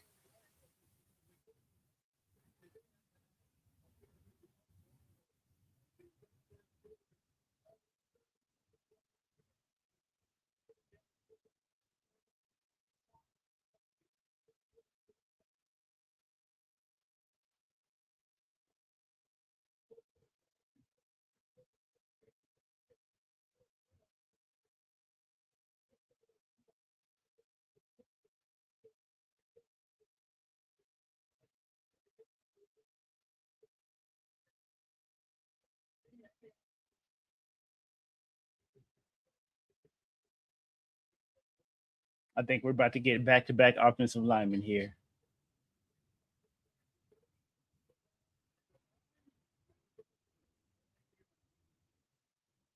I mean, they most definitely do need offensive line because they've had, between the retirements they've had over the last couple of years, they need it. And not ever hitting on old buddy that we signed.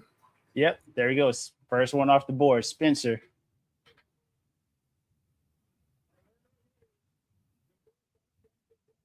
Oh, my boy, straight from the island. Boy, look at him. Straight from the island. Well, you love to see it. Hey, New York ain't playing, bro. Them boys ran to the board again. Because that Downs guy is still there. Could be Caleb Downs, or actually, I just have a hard time believing the Giants are gonna, given what they have to work with on offense, aren't gonna address offense with 2 picks in the top 10. Because we've seen them have at least a competent defense for the last few seasons and just have a cesspool of ineptitude on offense.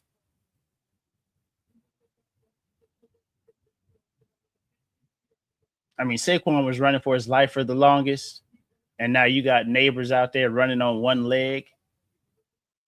You have to think that at some point they're like, maybe if we get one more guy, things would be a little better for us. We have to think that, right? You would think, but that makes sense though. Because, like, don't get me wrong, bro. If they draft Caleb Downs, like, it's smart. Well, you been calling it out here, Mase. You getting it on, brother. You getting it on. And Miami has to go get Lemon right here, bro. Like I said, bro, they have to. They had to do this. There's no way they'd had 2 first-round picks and not address their offense in any way. If they do, their head coach is going to be out of there in 2 seasons. They had to do this. But Miami is another team that has to go offense here. Or is this going to be the team that saw Jermod McCoy run in a straight line and be like, I'm taking a chance?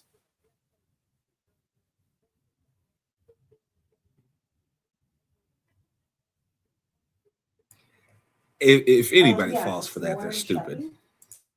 But, trade. Okay, what's going on? Uh-oh, Mase. You're moving up. You're moving up. Yeah, and I'll come tomorrow. We know what this is. Let's go. Let me push my seat back a little bit so your boy can get hyped. We know what this is. And we kept 12?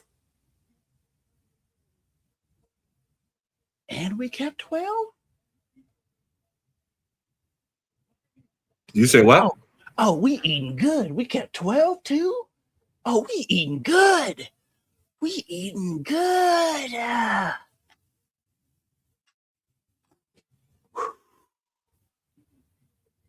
kept 12? Okay, never mind. They just changed it. Okay. Oh, bro, I was about to lose my mind, brother. Yeah, I was gonna say, ain't no way y'all kept 12.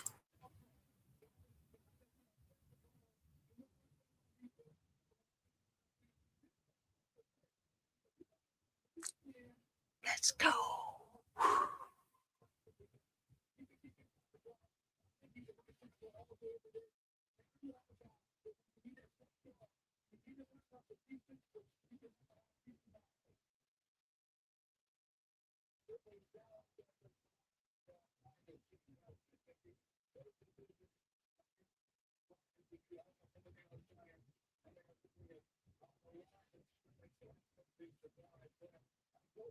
Yeah, y'all boys crazy thinking a Harbaugh not going to draft an offensive lineman.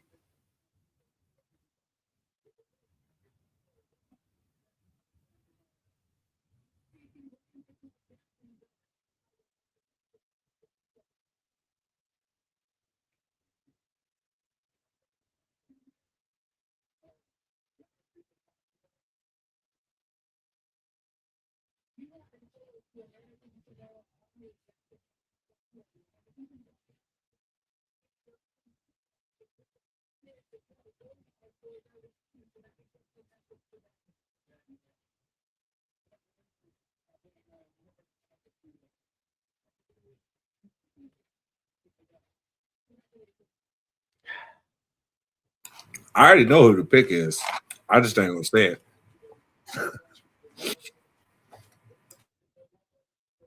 This man said, I'm going to stay off of PFF and then slide straight to PFF. No. This came in through Twitter. I was on Twitter. Oh, hell. Okay, so we trade 12, 77, or 177 and 180. That's not bad. We don't need them 5th round compensatory picks. Who needs those? Go get me a baller.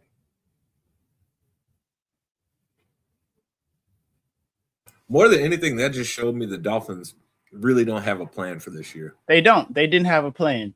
I think once they saw Tyson go off the board, Tyson and Tyson and Carnell I think Tate go off Tate the going board. screwed over all their plans.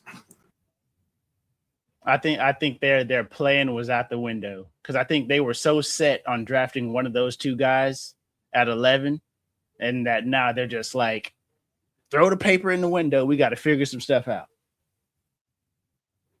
I wouldn't be surprised if Miami trades out of 12 too and tries to get some. They probably see a team.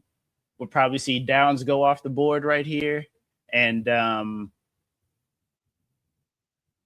think that Thieneman's not going to make it past the Vikings at 16, and you see a team move up in that fashion.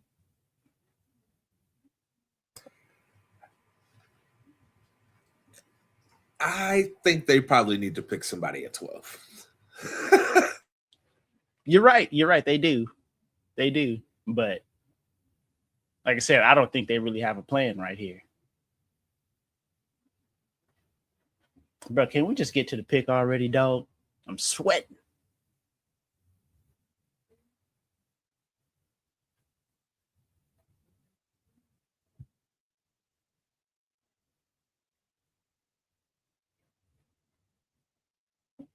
Listen, bro.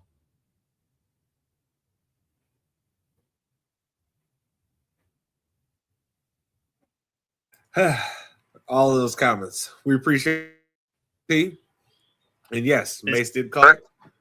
And yeah, he does acknowledge his tribal chief. He, like Mase said, he looked like he's straight from the island.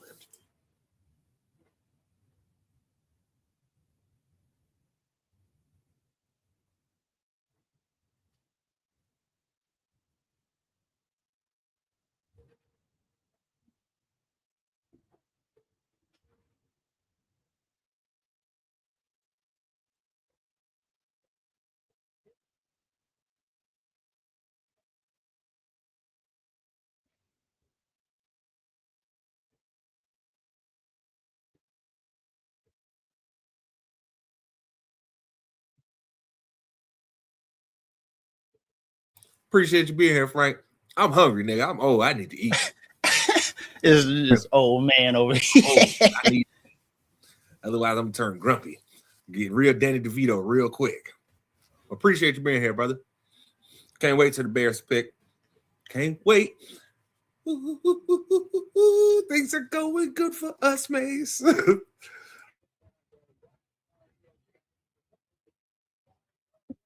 Do the right thing, Dallas. Don't let me down.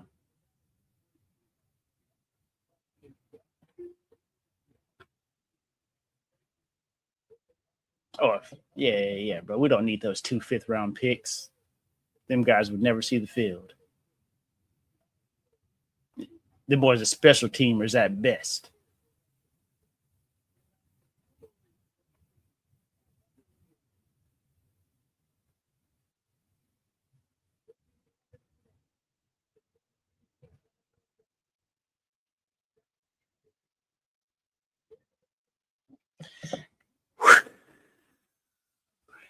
We eating good around.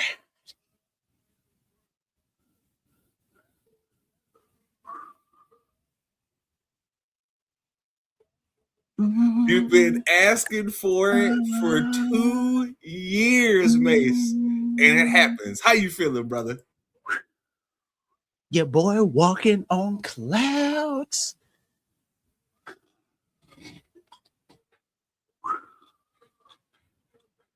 We eating good around here.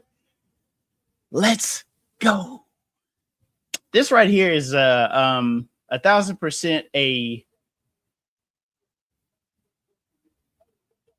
a tone setting draft pick right here.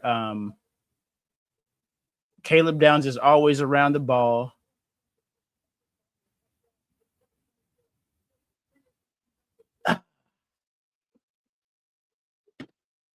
I'm here for it, bro. I told y'all. I put this in the universe. I put these vibes out in the universe a year ago. Hey, man. We made it happen. Hey, Pesci or DeVito, baby. Either one. I'll be a little angry motherfucker over here. Hey, bro, this is. I go from being, if I'm hungry, I go from being 6 foot to 5'2" real quick. Bro, I'm feeling. I'm eating good.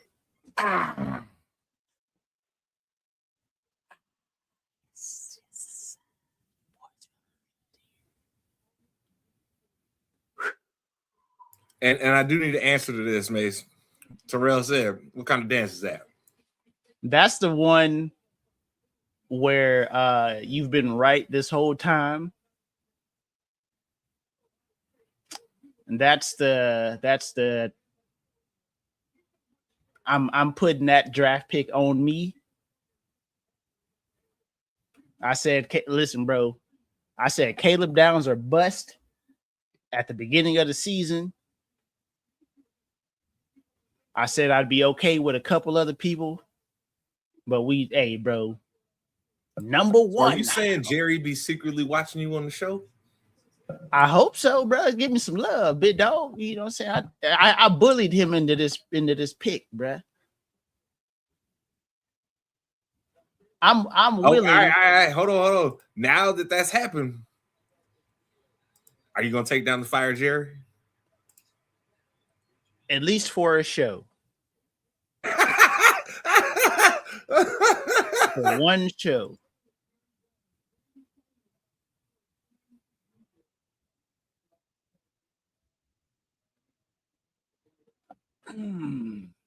Yes. Whew. You're a lizard person, but you did good. You did good.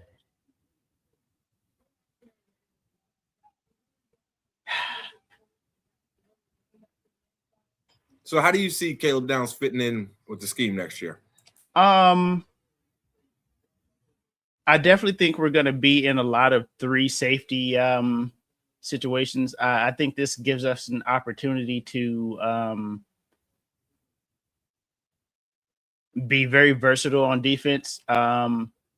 Between him, Jalen Thompson, and PJ Locke, we have 3 safeties that can drop back into a deep coverage and also be comfortable playing near the box. So I think this gives us a lot of versatility for one, a lot of cover. So teams won't get a lock on what these guys are doing.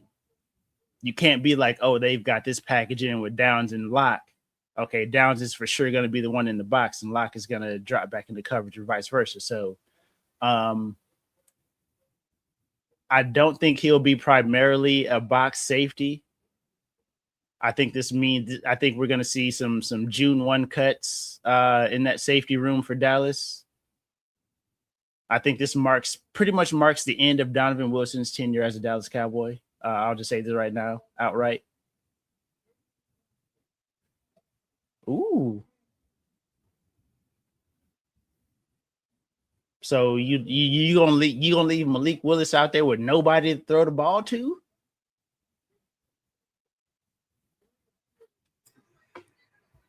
Boy, all good money ain't good money, Mase.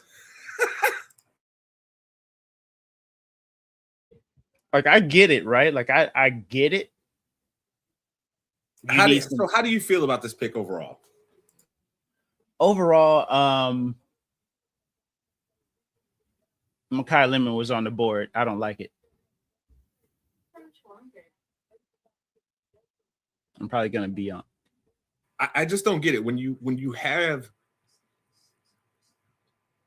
no pass catchers on your roster that are worth a damn, you traded away the only one that you had left that was worth a damn, and now you're bringing in another offensive lineman. Like who is Malik Willis going to throw the ball to? And please understand, I'm somebody who thinks that Malik Willis can be an all right, quarterback for you with the right situation there.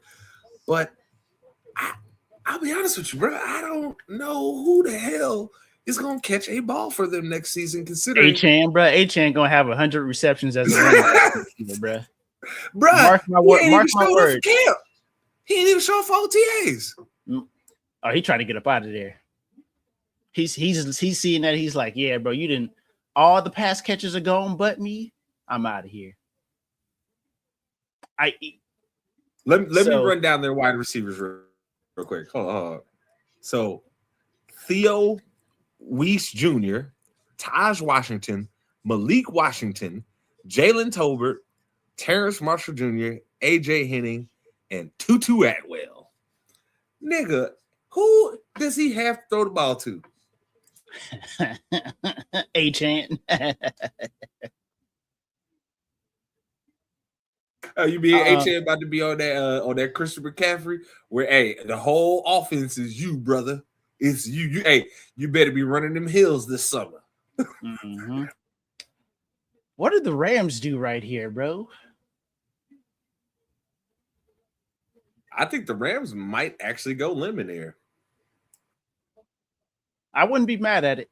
They 'Cause addressed, this is they the perfect addressed their situation for issues already in the offseason. They addressed it very, very well with the moves that they made. So now this is kind of a luxury pick for them, if we're being honest.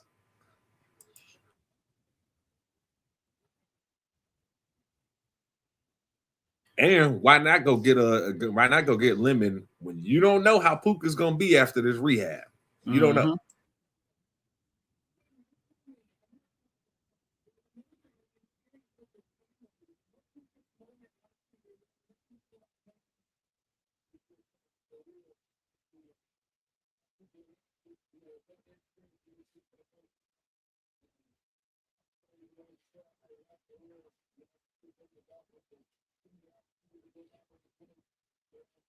My only issue with Proctor, he leans way too much, Mace. Oh, yeah. Way too much. And in the NFL, you lean like that, dude's gonna be throwing your ass into the dirt.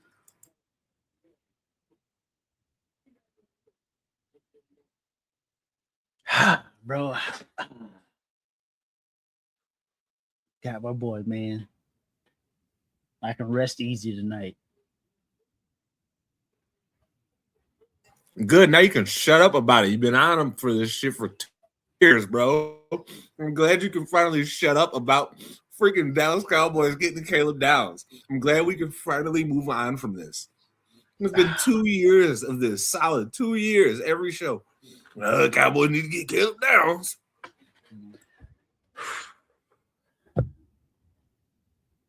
You don't understand, dog. We needed an entire mentality shift on defense.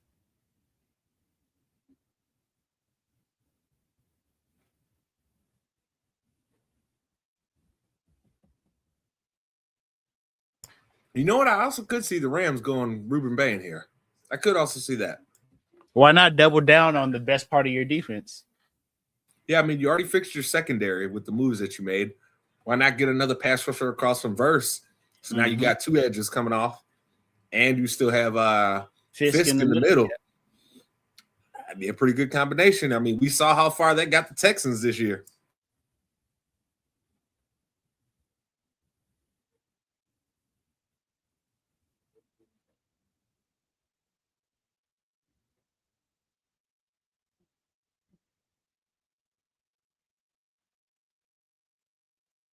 Yeah, this is I think the Rams, this is a luxury pick for the Rams, bro.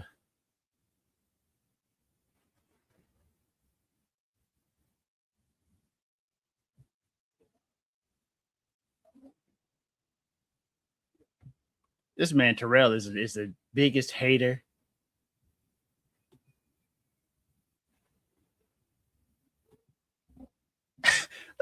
Why are you hating so much? Why is he hating so much? I mean, I hate the Packers too, but Jesus, that is a serious level of hate.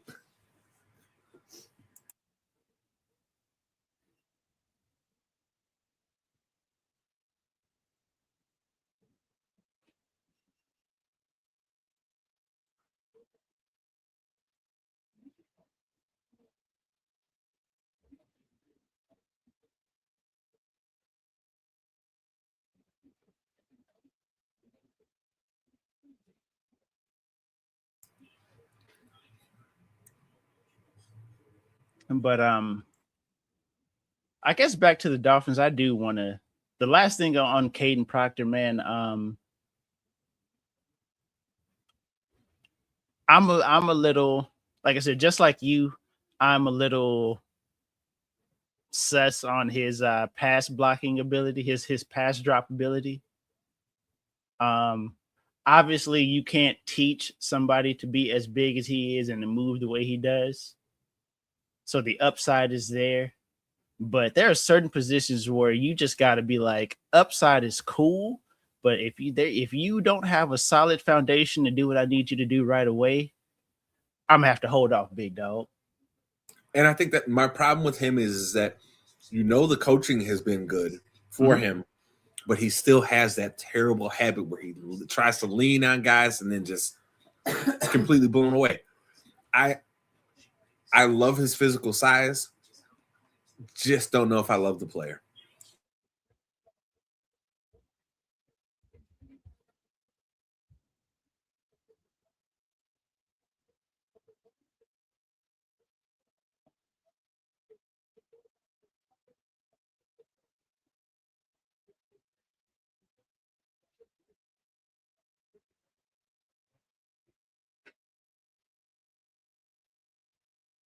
Okay, I'm done stuffing my face. I'm good now. You good now?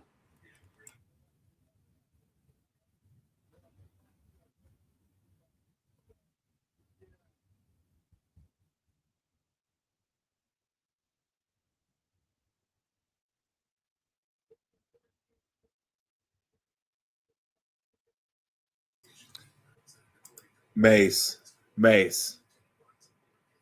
brother.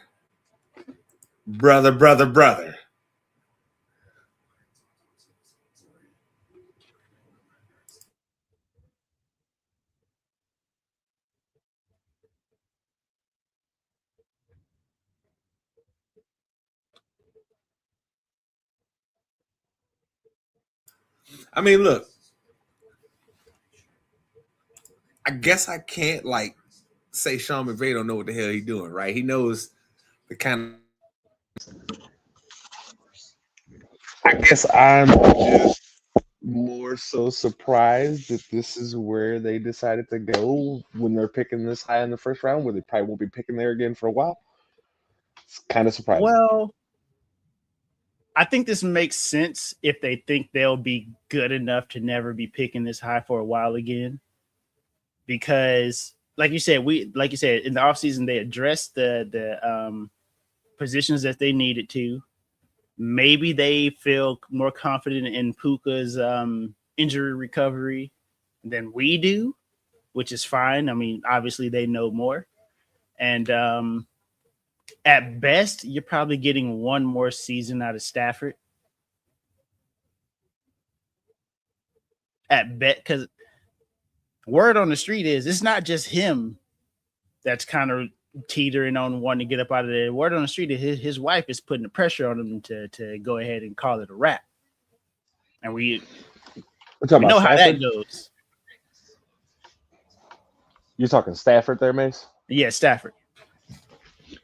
Well, yeah, and I mean, we know that the rumors were persisting last year that, hey, if Matthew Stafford said bye-bye, that boy McVay was like, I might have to slide up out this joint too. So, I mean, I guess organizationally, the pick makes sense. I am curious to how our homeboy Smoke feels. I'm going to have to poke at him real quick here and see how he feels on this. Honestly, I think given the way McVay runs an offense, I think he'll be happy with this because I feel like Ty Simpson was one of those in the right system. You've got your guy you can win with, right? And there really isn't too many more quarterback friendly offensive systems than McVay's. True. I mean, you look at what McVay, Ben Johnson, and a couple other guys who, I mean, Ben Johnson had everybody thinking that Jared Goff could carry the Lions. You know, I gotta say, if McVay feels this much confidence in him, right? Obviously, there must be something there. Mm-hmm. It's just me personally. I mean, Mace, I watched the they strung together all his plays from all his passing plays from the Mhm. season, right? And over those games, dude, I can't say there was a point where I looked up and I said, he's doing something that impresses me. He's I doing something that I think is NFL quarterback level. I think he processed a lot better than Mendoza, right? I think that obviously they ran two different style of offenses, and with what Ty Simpson was asked to do as 1 year as a starter, I think he did it well enough that I knew he was going to get drafted in the first round this year. And if I'm Ty Simpson, this is like best case scenario for me, because obviously if Arizona hops back into the first round and picks him, that's a recipe for a disaster. But this right here, this keeps McVay around, right? So even if Stafford retires at the end of the season, or hell, even if he retires in the middle of this season, you never know with these people, bro. I think this gives him the confidence that he has somebody that could do the things on offense that he wants them to do. Like he can get to a Okay. second read, or he can scramble for a couple yards and keep the positive yards rolling. You know what I'm saying? I don't think McVay was looking at this as I need to get somebody in here because obviously the team is good enough to where they don't think they'll be picking high enough to be in the Arch Manning sweepstakes. Mm-hmm. So if you have an opportunity to be like, yeah, I'm gonna get a guy that I feel comfortable with, I think this was a good option. All right, so who are the Ravens? Let's see who they're gonna take here. Oh yeah, I call it this one, bro. Once they start letting their offensive linemen leave the building, bro. Their interior offensive linemen leave the building. We knew this was, especially. Oh yeah. Oh, that's a very Ravens pick. Hey, that's another one that's gonna be acknowledging his tribal chief. Hey, bro. Hey, he gonna have to channel some of that power, bro. You see the defensive, the interior defensive linemen that are in that division. Oh yeah, yeah. Hey, I think that young man's gonna have his welcome to the NFL moment when he go up against Cam Hayward, bro.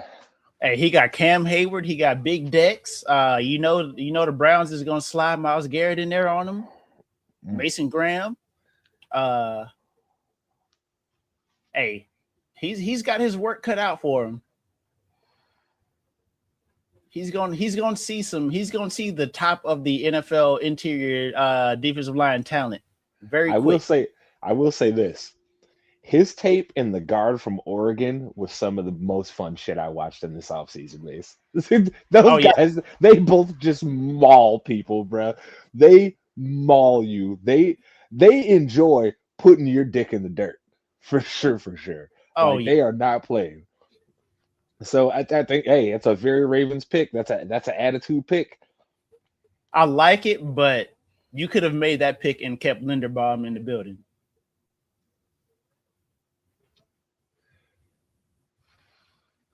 Well, I don't think so because I think they were going to spend that money on a pass rusher anyway.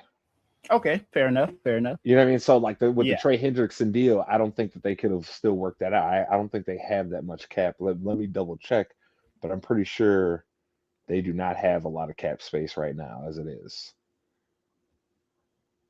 Yeah, dude, they've got roughly between 19 and 28 is the report here.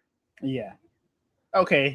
Yeah, that makes sense. Yeah. If they Yeah, had to so make a they couldn't do that. sacrifice, you sacrifice your center to go get a pass rusher. I think that's reasonable with the way the game is played.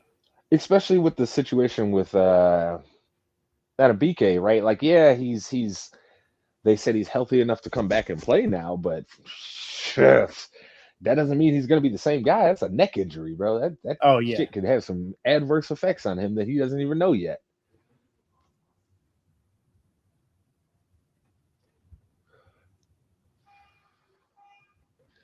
Hey, I know Derrick Henry happy though. He's like, oh, this big motherfucker gonna be opening up holes for me.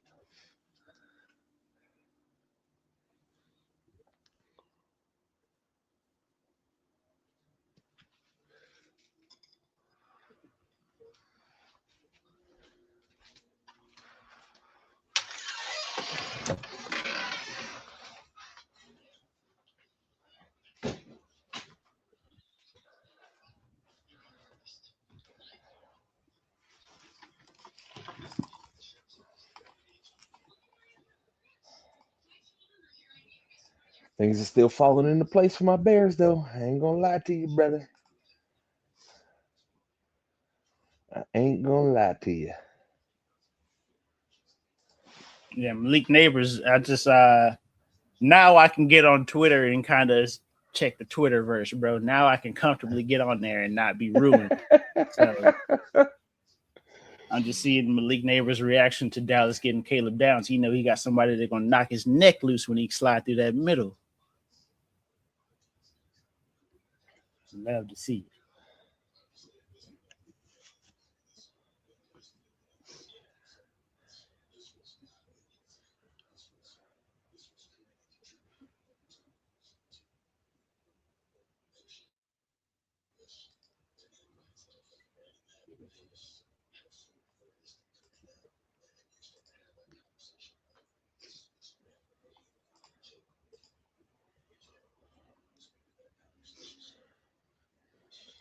Hey, bruh.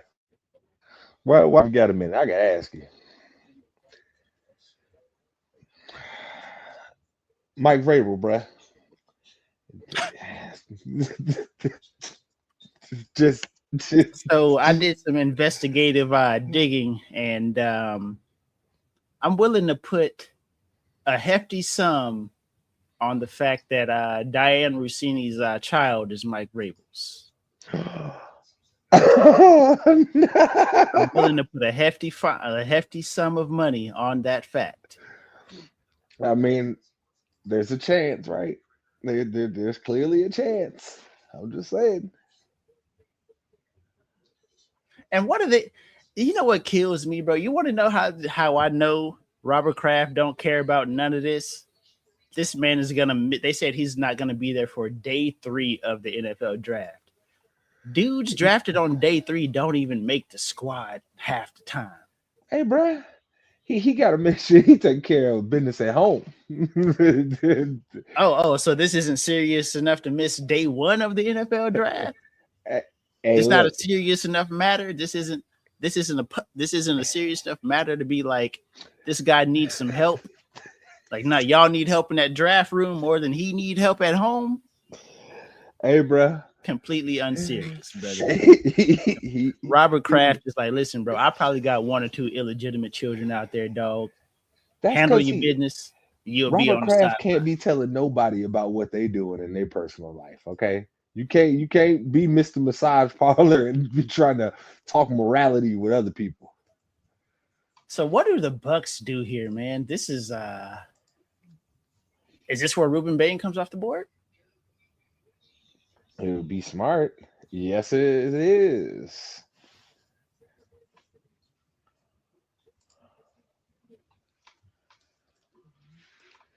Good decision by the Bucks here. They needed a young pass rusher. All their pass rushers got old at the same time.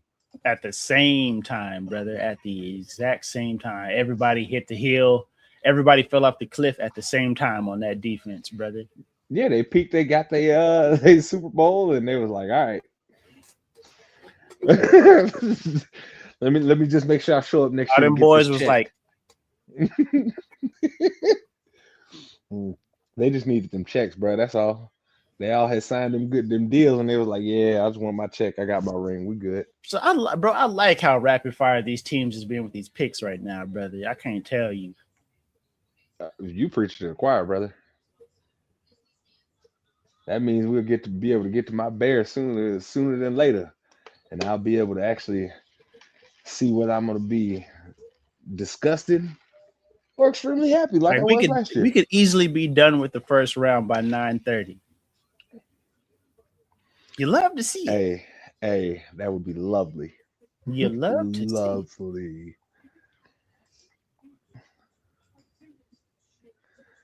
Oh my goodness. But what did the Jets do right here, right? Like, what do they do?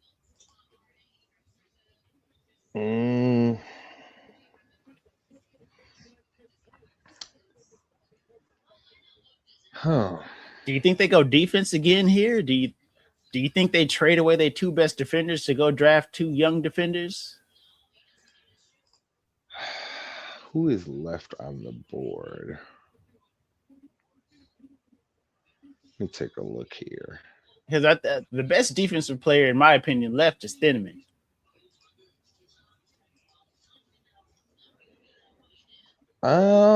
Yeah, I mean, I can see that. Because we know Thieneman isn't making it past Minnesota, bro. They can't keep running Harrison Smith out there at safety. Well, they cut Harrison Smith now, so Yeah, as I said, they couldn't keep running him out there, bro. Like they have to get McNeil, Warren, or Thieneman is going 18 to Minnesota. Whoever's there. If they're both there, I think it's Thieneman. But whoever's there, they're going to Minnesota. They should already be getting their flight ready, because that's where you go. It's right here, man. Did they go Lemon? I don't know. I think they feel pretty good about Garrett Wilson already. So I mean, yeah, don't but think Garrett that's Wilson something has they do. already been very vocal about needing some help in the receiver room.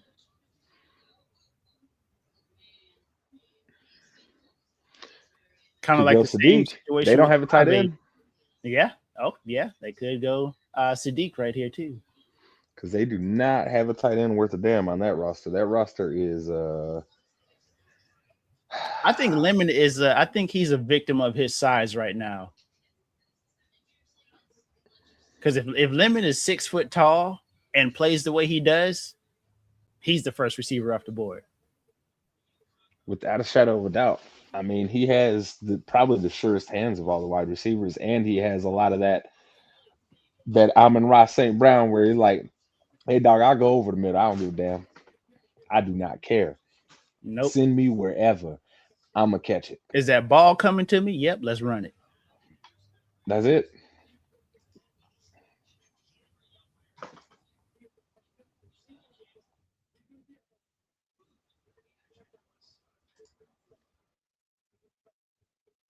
Halfway through the season, we'll never hear about Ruben Bain Jr.'s arm length again.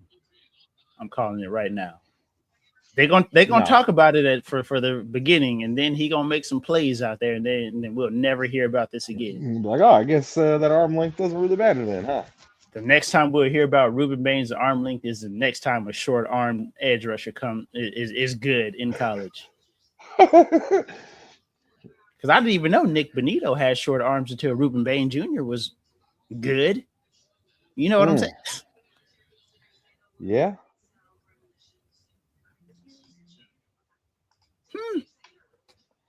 That's a Sadiq solid right pick here, for them right there. Now you have another pass catcher. You got another explosive guy there. So I think they'll be smart because I wasn't the biggest Sadiq fan, but I think that was just more with how Oregon used him than it was actually him as a player. Because like when you watch his film, he didn't have a lot to really go and look at and say, hey, this guy's he's a crazy pass catcher. But when they did use him, he did seem to be pretty efficient and pretty explosive too. I do worry about him in the run game though. I don't know about how he be run blocking because they didn't really ask him to do all that much of it. Yeah, most of his run blocking came against guys on the edge, or maybe working his way up to a safety, maybe chipping a linebacker and working his way up to the safety. I don't think he didn't too much. He wasn't asked a whole lot to make blocks at the point of contact. And that's where my biggest concern comes in is like, as a tight end, you do need to be able to block. Like you absolutely have to be able to be at least a decent blocker. And I don't know if he's that at this point. I'm curious to how they end up lining up, right? Maybe they come out in a lot of two tight end sets and have him as like a slot as the second tight end. But whew, don't ask that man to be blocking. You ask him to block, it's going to be a long day.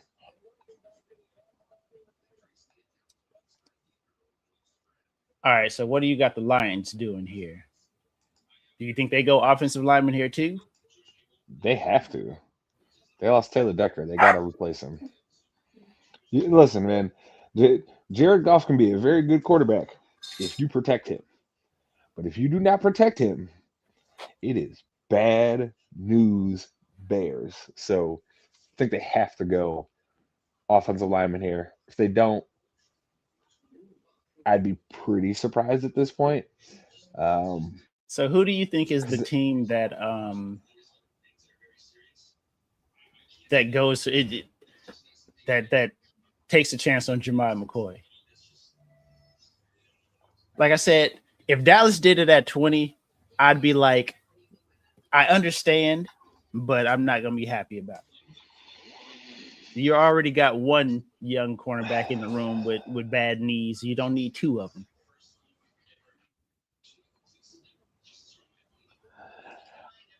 I wouldn't take that dude with the first round pick. Like, I'm just being real. I would not take him with the first. Is this the same situation as Will Johnson, where the talent? Well, we know the talent is there, but For the me, injury concern is reason why he drops. yeah, I think so. But for me, my concern isn't so much with him as a player. It's just that I think Avion Terrell's a better corner, and if you're going to go corner, you should probably go him. Like, that's my thought process, at least, right? Because don't get me wrong, McCoy he has the physicals to be good, and he was good when he was on the field. But I'm always sketchy with guys with injuries, and I'd rather rock with Avion Terrell at this point because I feel like he's got the bigger upside.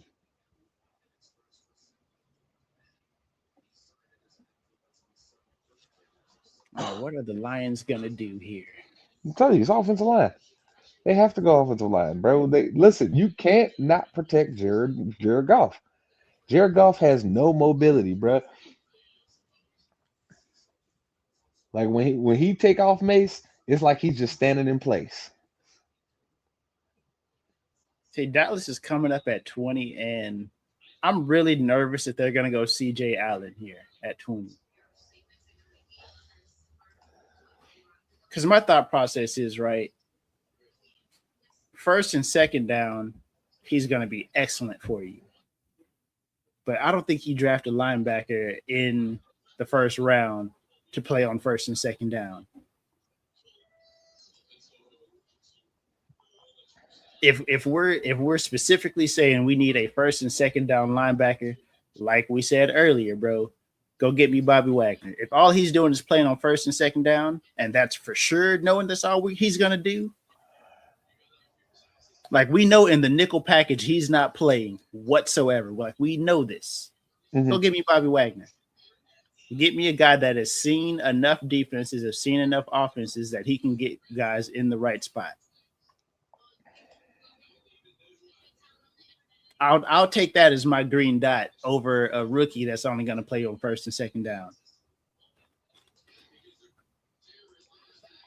I mean, but you got to be when you're drafting a guy at 20, you got to be hoping that he's going to be on the field through all three downs. Yeah, you do, and I don't think CJ Allen is that guy. Maybe I'm wrong, but I don't think he's that guy. And I don't like Jacob Rodriguez this early or any of the other linebackers this early. I think Jacob Rodriguez is a second round pick.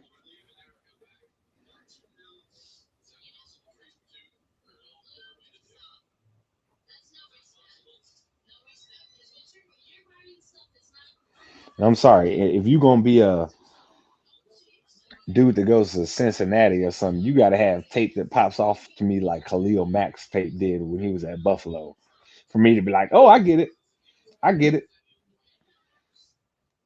Because boy, when you put on because when you saw Buffalo, you were like, what? But then when you put on his tape, you were like, this nigga's an animal. He is a monster. So it's got to be something like that.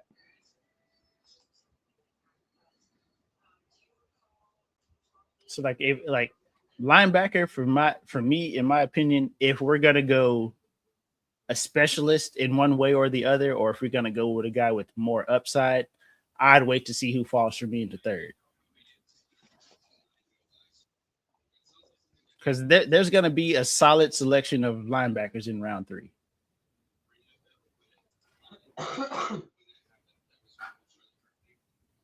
Blake Miller. Yep, they went tackle here. Like you said, they had to.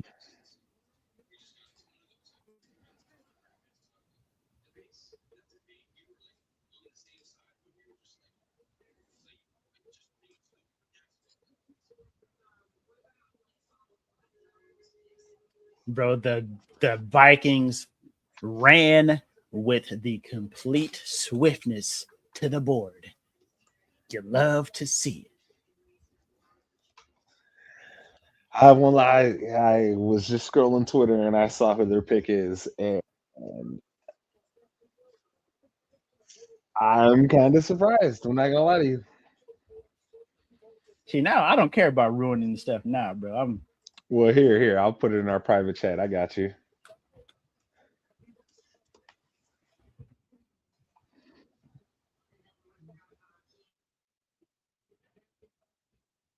Interesting. Kind of surprising. I mean, I don't want to say anything yet. I gotta let the pick come through, then I'm talking. We'll discuss it for sure. When the pick comes through, I'm talking. Oh Lord, they got pictures of this nigga Vrabel and Rashidi kissing at a bar. I told you, brother. I told you. I'm willing to put a hefty sum on the fact that her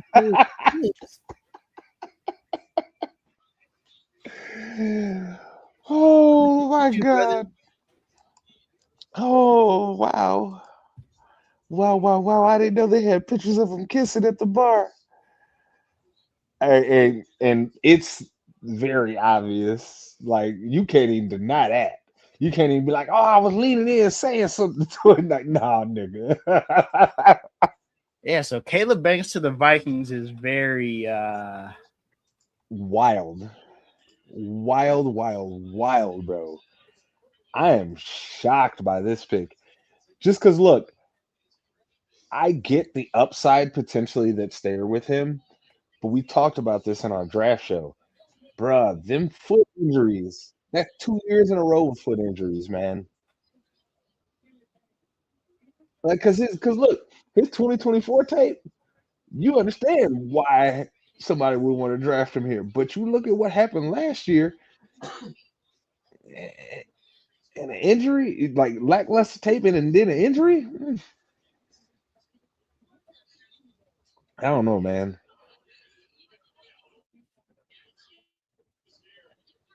I think if he stays healthy, Mase, it's a hell of a pick. Oh, yeah. I can't count on a guy who's already been getting hurt staying healthy. And then it's foot stuff. Another trade. I think Dallas is going to make a trade back here. All right, Carolina's pick is already in.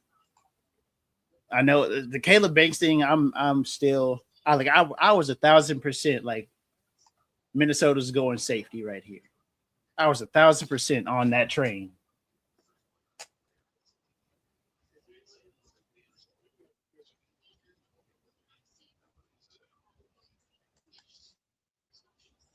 Huh.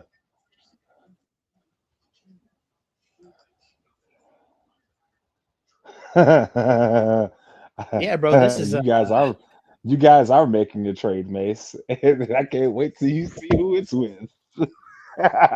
What did we just do, brother?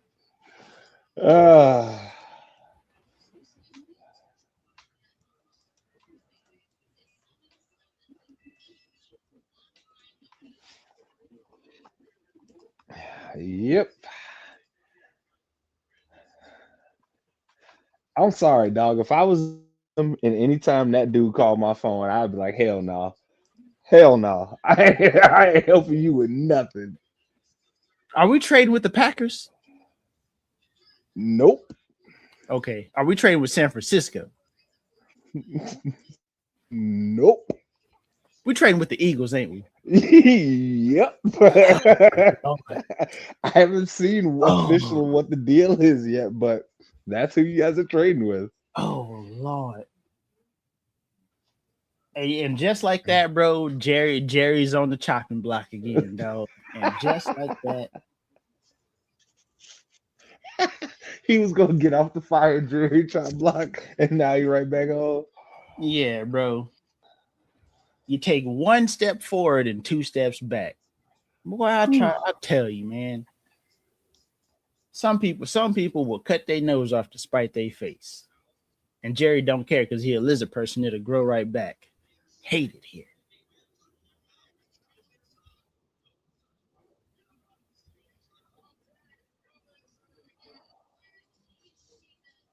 I am still willing to walk this back to see the full compensation. If we can fleece them boys out of a fourth or something like that, fair. Bruh. See, if we can fleece them boys out of a solid pick in day 2, then I may retract some of my statements, not all of it. But trading with the Eagles, bruh. Yuck.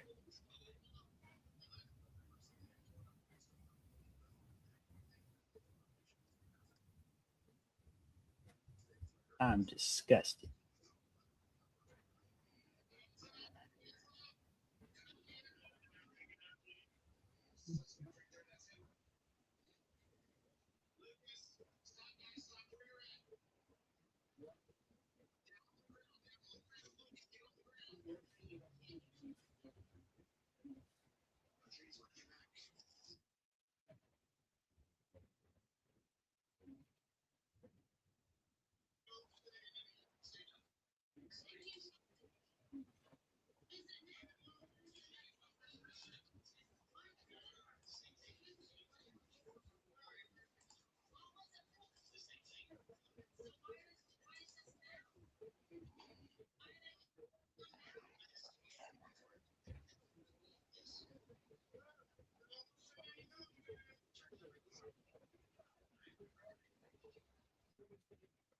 Okay, here you go. It just came in for me.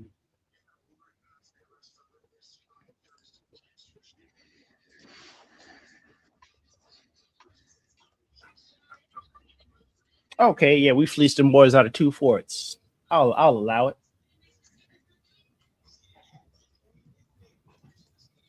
I sure thought they were going defense right here. Hey, I'm not mad at the Panthers for that. Oh, not at all. You figured out that Bryce Young is a dude that's going to be able to keep playing for you, and you could probably get more out of him.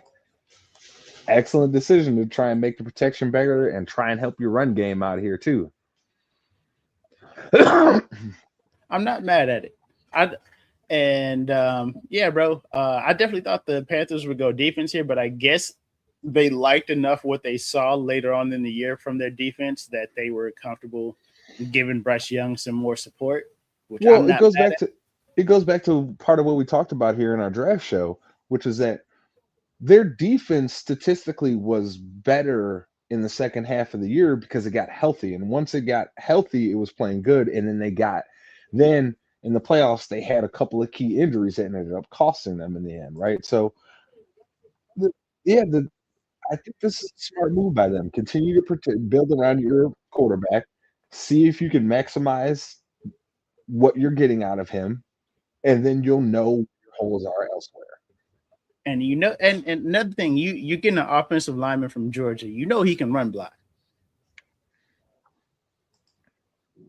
You know he can run block. And they most definitely need to improve their running game a little bit this next year for sure.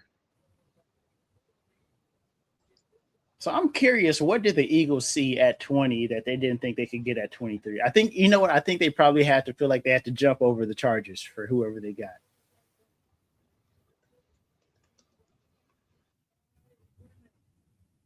Okay. This is the preempt of AJ Brown being out of town. Yep. Bye, AJ Brown. Hope you have fun in Philly. Yep. Have fun in Boston. This is exactly what this is. This is a preempt for AJ Brown being out of town. Like I said, everybody's like, all the reports are being like it's essentially a done deal. They're just waiting for the June 1 new year. Mm-hmm.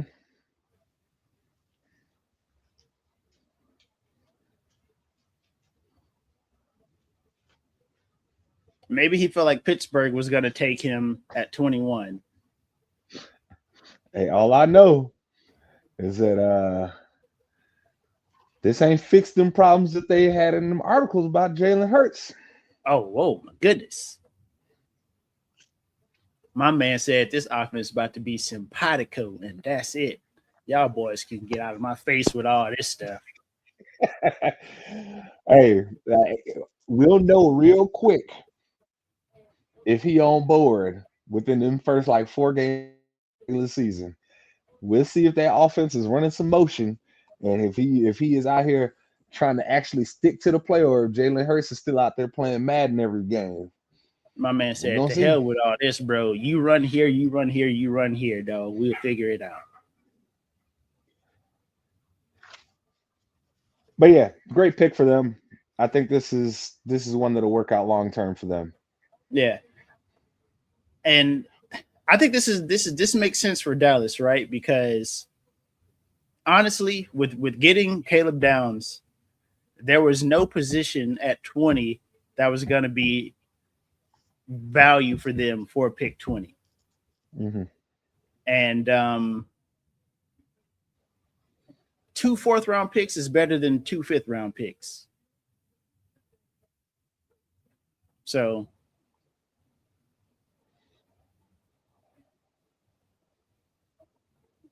I like it.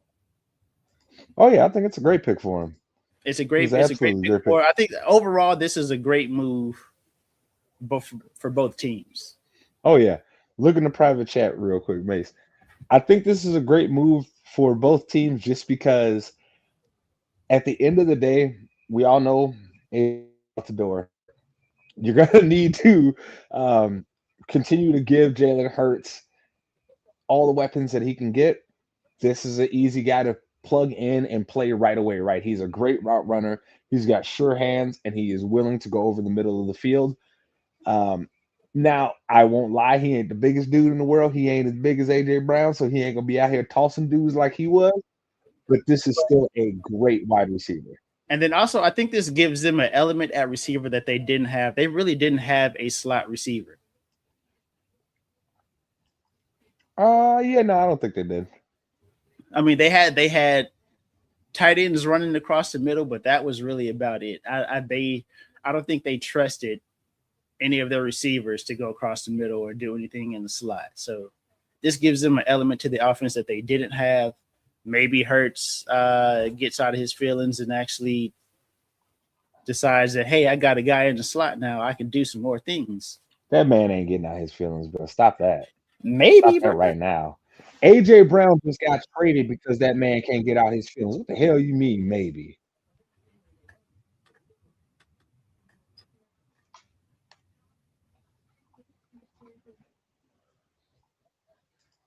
I ain't even gonna lie, bro.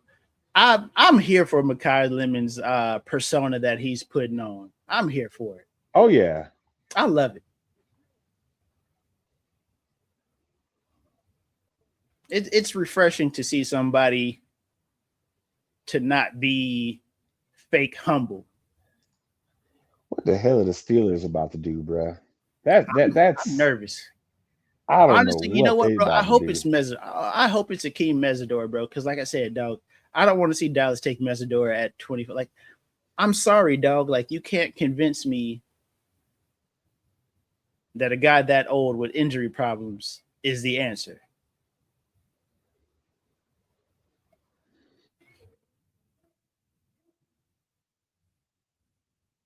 Shit. Oh my God, they gotta have a whole theatrical experience for Pittsburgh's pick at 21. Yeah, that's why I sent you that link so you can take a quick look at that while we gotta wait on this theatrical experience.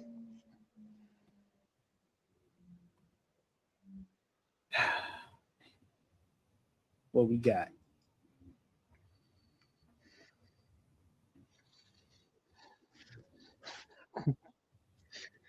A follow up to what I said to you. Oh, my man out of there, bruh. He slumped. He is slumped, bruh. He's out of there.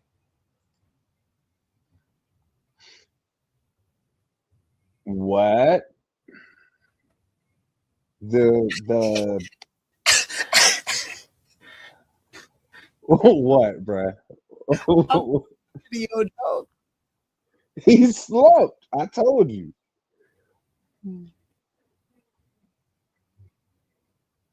I'm just, bruh. You can't make this up.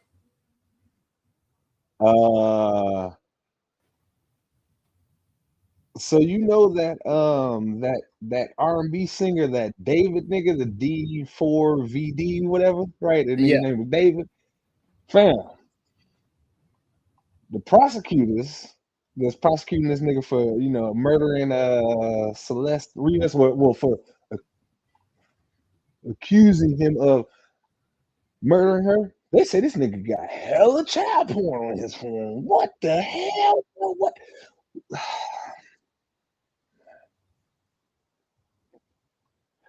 Let me stay off Twitter right now, nigga. That's I need to stay off Twitter right now. So what do the Steelers do here, bro? I have no know what? idea. This is Bro, I don't have the slightest idea what they do with this pick. I really, really don't. I told you I was very serious when I told you I thought they was gonna really make a bad decision and draft Ty Simpson. I don't know, man.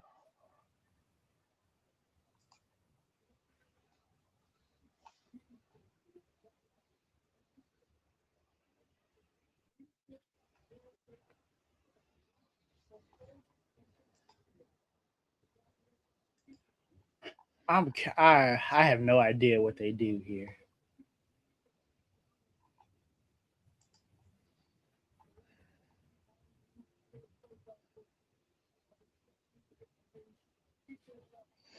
Hey, Mace, somebody out here clowning.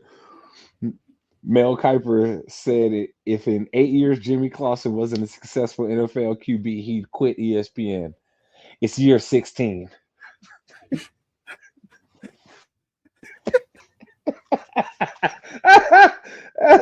They went offensive tackle here. You know what? That's a good move. That's a good move. I think it's a bit of a reach. I think they could have traded back and got him. Well, I think the problem was coming in is that once Monroe went off the board, 2 picks after Blake Miller, I think they got to the point where they were like, "Hey, we got to make a move now and go get our tackle now. We can't wait till tomorrow to try and get him early." Because he was going to base, if he didn't go in this first round, he was going early in the second. Very Oh, early. yeah. He'd probably be one of the first 2 to 3 guys taken in the second round. Great pick by them, though. Great pick. Oh, yeah. He's athletic as hell. Now maybe they'll stop letting themselves being held hostage by a 47-year-old quarterback. Maybe.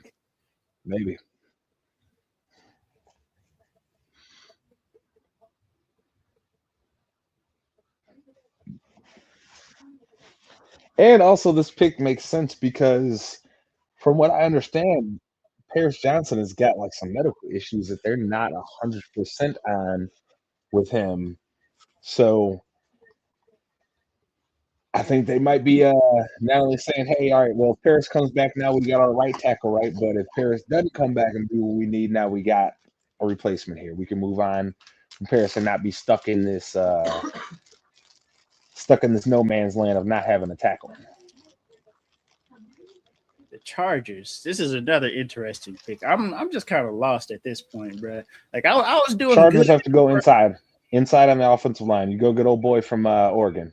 You have to go get him at this point because the inside of your offensive line sucks. You've already invested how much resources into your tackles, right? Like you can't do that. You got to go inside offensive line, fix that right now. Because look, I mean, like we talked about, right? QJ came on last year. Brad McConkey's still balling out there. But what they didn't have was a good interior offensive line to protect for Herbert or to open up any holes in the run game for Hampton.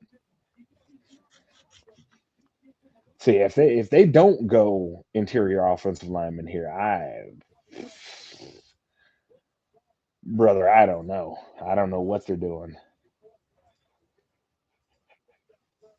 Because again, this is another team that you're need was so clear. Like there was not even a question about what your need was, right? Your need is glaring, punching you in the face.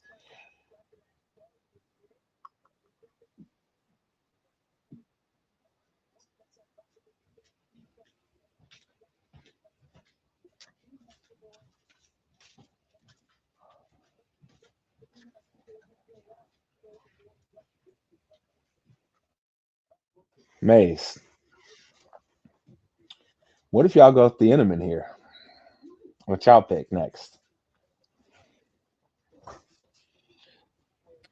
I ain't gonna lie to you, bro. I thought this. I played this scenario in my head where Dallas takes 2 safeties in the first round. And if you want me to be honest with you, I'm not mad at it because all them boys in the secondary were complete bums last year.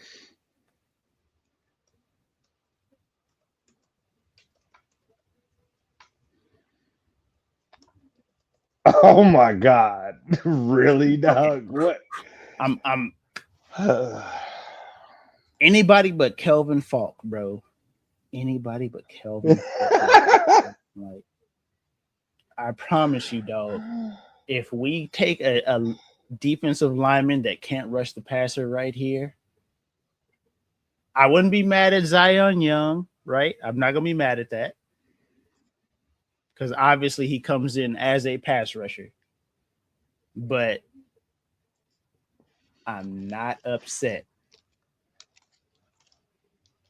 at Mesidor being gone because you can't convince me that somebody 25 with a couple injuries coming out of college is the answer. I'm sorry. Man, I feel you. I mean, I know the last time Dallas drafted a player that was 25 was Terrence Newman, and he turned out good for us. But that doesn't need to be. We don't need to see that twice in my fandom career. I don't need to see that again. I'm good. It happened one time for us. We got lucky. I don't need that. I don't need a guy who's supposed to be on his second contract in the NFL coming in as a rookie. Sorry.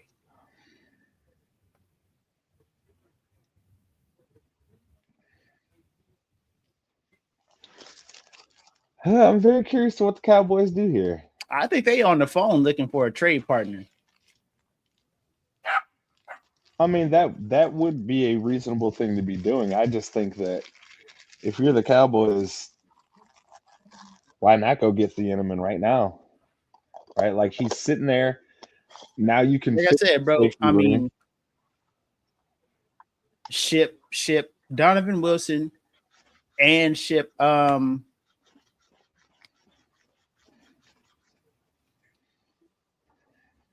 you can't even remember the other safety day. He was so sorry, bro. Ship him out too, bro. Get me another safety. Get me a center fielder. Malik Hooker. Ship him out too, bro. What about our secondary makes you think any of these boys is going to make a comeback and have a better season than they did last year? Or we could go quarterback right here. I wouldn't be mad at Colton Hood. I wouldn't be mad at Avion Terrell or Chris Johnson Jr. out of San Diego State. I wouldn't be mad at any 3 of those players.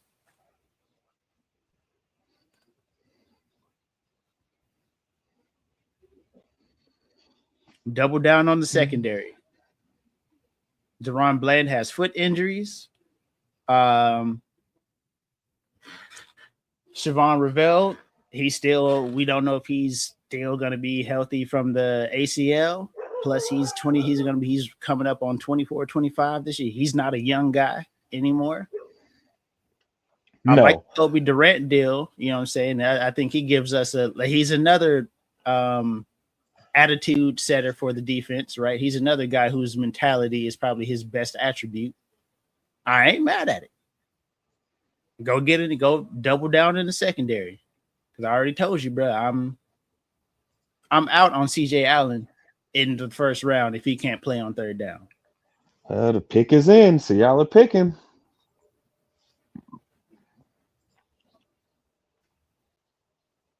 I like Colton Hood here. I think this is where we're going.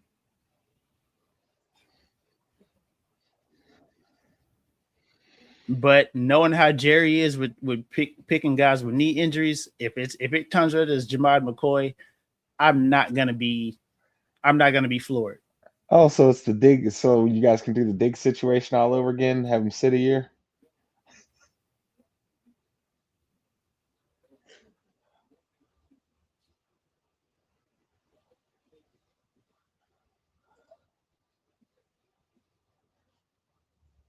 But I really like Colton Hood in this spot right here.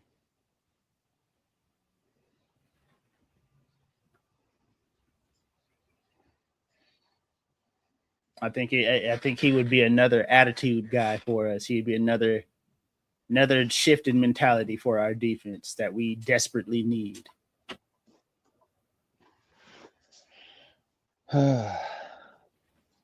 2 picks away from my Bears. Plus, he's got a built-in celebration, bro. Every time he lock him, throw that hood up. He's got a built-in celebration, bro. Oh Lord. We ain't even got to worry about he ain't even got to do the regular seat belt when he locks somebody down. He just throw the hood up and walk off.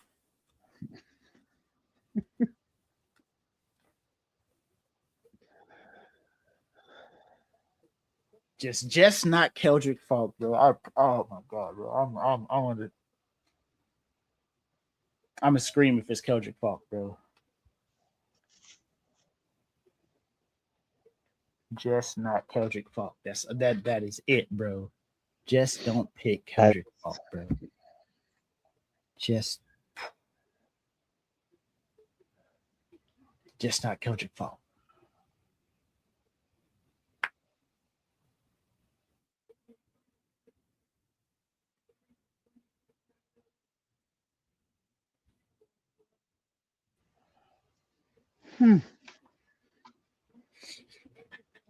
I like it. Y'all just like edges with the last name Lawrence, huh? I personally would have liked Zion Young right here. I think he's more battle tested, but I'm not mad at it. Like I said, Ezaraku is going to be injured at least at the beginning of at minimum the beginning of training camp, right? So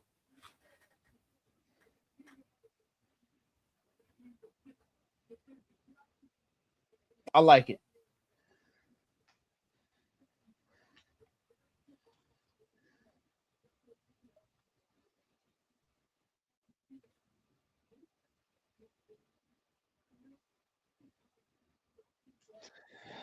Say for Malachi Lawrence, the little bit of him that I did end up watching, because I was bouncing around between a few pass rushers. I really like that he is very active with his hands and that he always seems to have plans for his hands to land where they need to go. So I think that's a very good base to be starting from. He was coached on the little techniques to give yourself the advantage. Because a lot of times guys are just overly athletic in college and they just kind of skip those steps. You can tell he didn't skip those steps. So, yeah, I'm not mad at the pick at all. Like I said, I'm just glad it wasn't Keldrick Falk, brother, because... Okay, the Bears restructured Cole Kmet and Jonah Jackson now.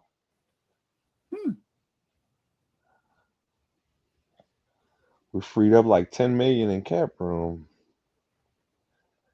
Dog, Mase, this is putting me in a weird spot now, because now the enemy who I didn't think was gonna be there might be on the board. And Emmanuel McNair Ward and McDonald. I don't know. I think I still need McDonald here. I think I still do. So do you think the Browns right here go Omar Cooper Jr.? I could see that now because they need they address the offensive line, which I mean they could still do, right? The guard from Oregon is still there.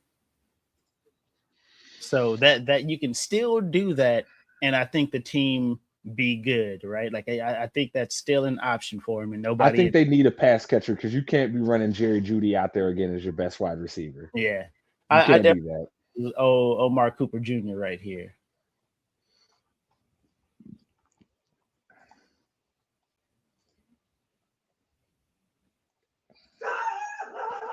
If it is, I think this opens up the door for Casey Concepcion to be another first round receiver.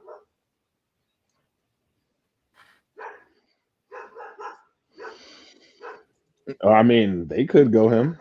Yeah, they could. Because, like we said, that you can't go into the season with Jerry Jeudy as your guy after what you saw him do last year. You can't. And look, he's one guy that I was not as high as him as some other people when he came out of college, but God, I thought he was going to be better than what he has been, Mace. I feel like he has lapses in concentration. Oh yeah, 1000%.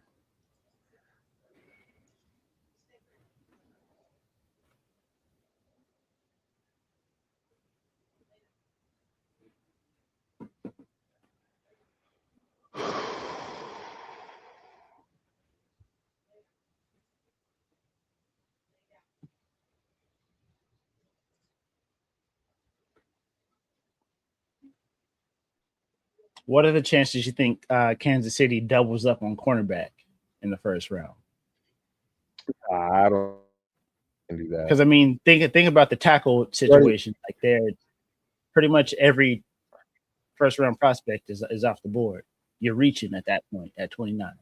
Yeah, I just don't think you should do that at this point. At this point, you just, because of how this board is shaken out, you probably just need to go BPA, and whoever's the best player on your board, take them, right? Because there's some guys that have fallen to this back end that we didn't necessarily expect. Mhm. So I think this is one of those times where you have to go BPA. God, I'm just so happy it wasn't Keldrick Falk, brother. You don't understand. Oh God, what are the? You know what? I can see the Browns actually going Thieneman though, because they don't have a damn safety worth a damn either. But they have to be smart here and go get a pass catcher. Like they have to be smart here, right? Yeah. You would think. Again, we talked Jerry Jeudy. We both know what it is. You would think, but we'll Because see. for all the faults of the receivers from in Baltimore, they were still trying. Todd Monken was still bringing dudes in. He wasn't just like, yeah, we not drafting receivers around here. True. That is true. Okay. There we go. We got our answer. Okay, I like it.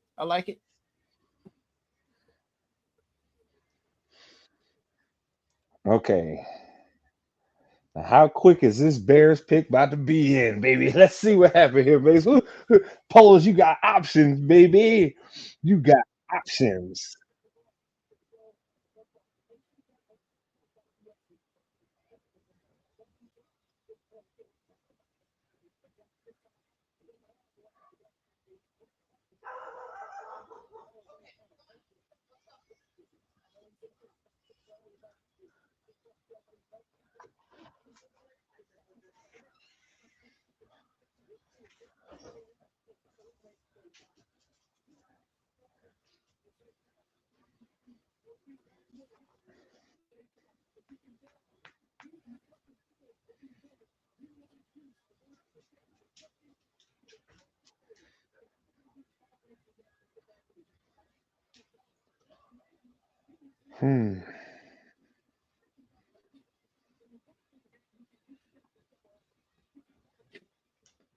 I'm really curious to see what y'all do here because the back half of y'all's defense just needs to be healthy. But at the same time, adding a plus player like Thieneman is something you can't do all the time. Pair him up with Kobe Bryant right now. You get interchangeable safeties.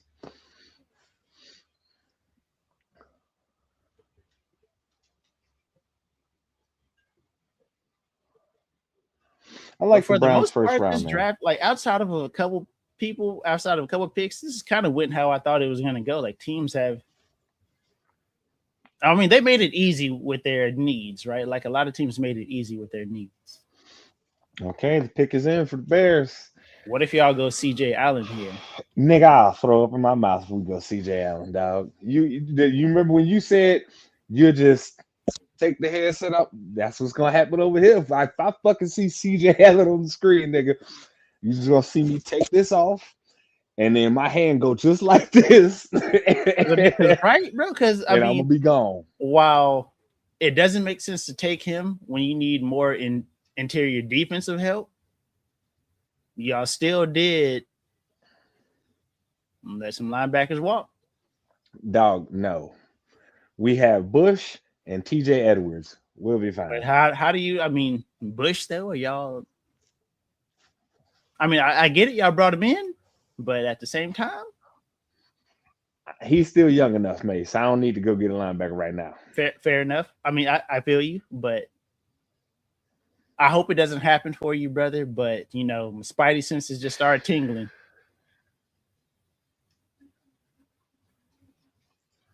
I just hope it. See, you messed me up. I was feeling all good. Now you Like, want to me talk about fucking CJ Allen? I want to talk about other CJ Allen.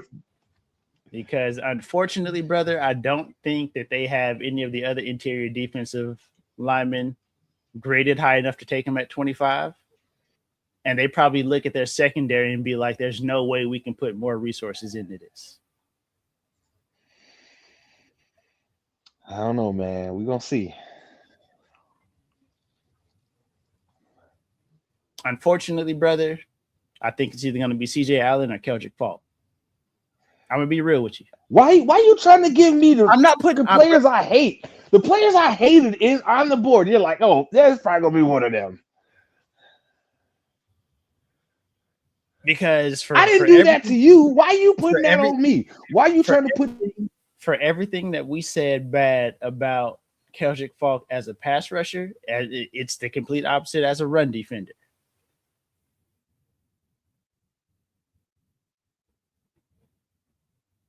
You're muted. Don't need him for the run defense. I need that. I need somebody that can make some plays. I don't need no nigga that's gonna be on the field for 2 downs. Hey, listen, bro. I feel you, but you said it yourself. 1.6 yards before contact. Kendrick Faulk does not fix that, and neither does Allen. That's a defensive line stat. I mean, Keldrick Faulk would essentially be your inside 4 technique. Bruh. That nigga is too small for that. No, he's like, what, 6'7", 270, 280, something like for Dennis Allen's defense, that nigga's too small. Maybe so, but positionally, that's where he would go. Nah, bro, we don't need none of that around here. We don't need it. I want the best for you, brother, but the spidey senses start tingling, dog, and it's landed on CJ Allen or Keldrick Faulk, brother. I'm sorry to tell you. I hope it's not. I want both of us to be happy for tonight. I want that for both of us. They are taking forever, bro. I know you sweating over there. I just need to see who this pick is, bro. I know you sweating over there. I've been very happy with Ryan Poles as the GM so far. I would really, really like to continue to feel that way with his draft picks.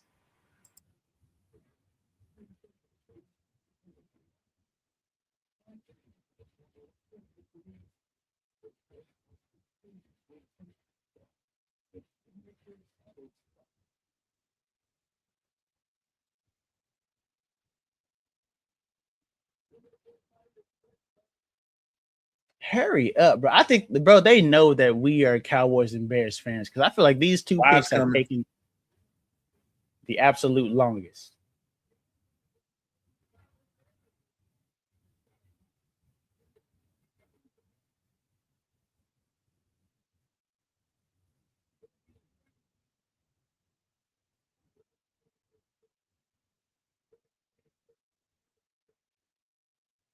Let's go. Let's go. There you go, Mr. Poles. Way to draft the BPA, baby. You love to Yes, see sir. Hey, I'll tell you, Mace, I expect my safeties to be flying around next season. I guess we're gonna take the approach to say, hey, our front may not be the best, but good luck finding some space to throw that damn ball. I like this pick for y'all because defensively, that was probably like y'all's weakest So position, I'm glad right? we get to erase him. That center fielder. That was probably like the weakest position y'all had as a defensive secondary. Because we know if Briscoe's healthy, he can play around the line of scrimmage. Kobe Bryant can come in and be your Briscoe's nickel. on the Steelers, bro.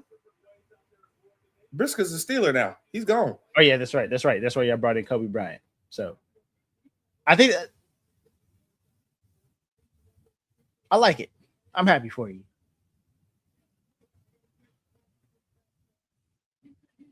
I gotta say, I'm surprised that he was there this long. I understand that some teams weren't, so high on safeties in the draft this year, but god damn, that's a great football player. Oh yeah. Like I said, I really didn't think the margins between him and Caleb Downs was that big, right? No, it wasn't. It wasn't. Obviously Denneman played more center fielder than Downs did, but it wasn't like he was incapable of coming down and being the nickel.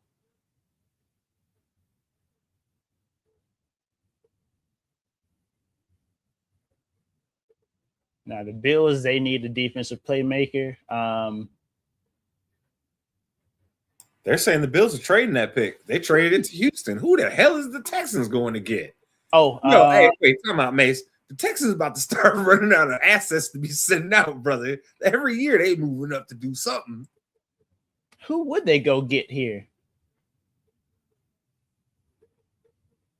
Because there's no way you can there's no way you can put more money into that secondary or the defense when your offense played terrible last year. There's no way. Who do you go get here?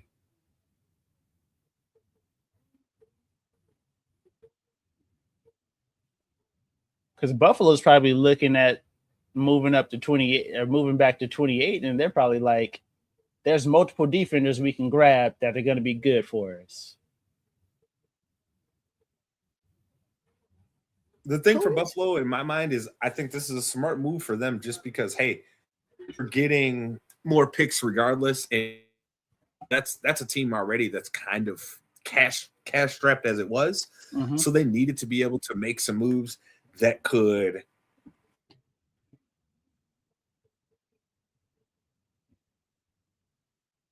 and I think this is one that does it for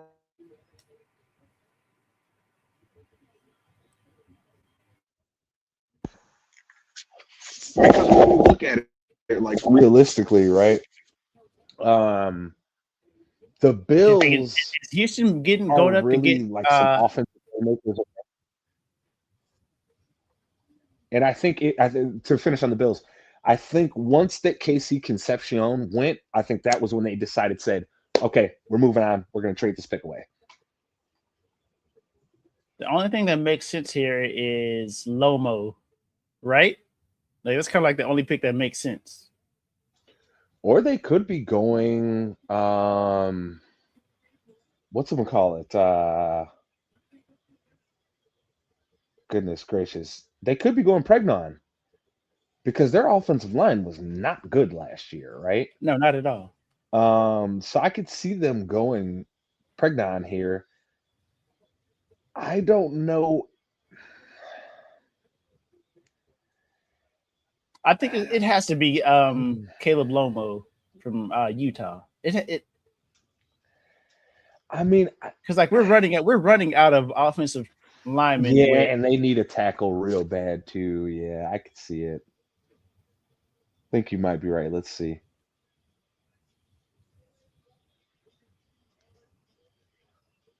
What?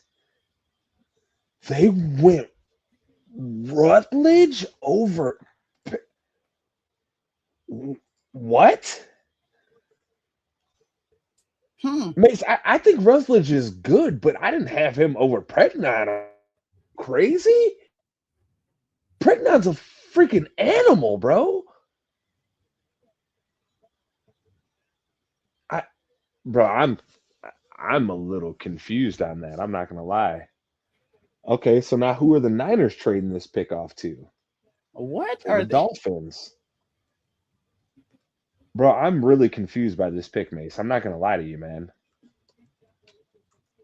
Just because, like, I get the offensive line need, but why would you take the guy that was rated lower on most people's boards? I think this is the he played for Georgia. He's got to be good pick. so because at one point he was a Georgia guy, he's got to be good. Yeah. Yeah, that's I mean, that's shocking. That's very, very shocking. I don't like it. I don't like that pick, dude. I don't like it. Again, Pregnon is sitting right there for you. And if you watch literally 2 minutes of his tape, you were like, holy shit. He mauls people. He manhandles you. So, oh man. Oh, wow. I am very, very surprised by that pick. That threw me off there, Mace. I won't lie.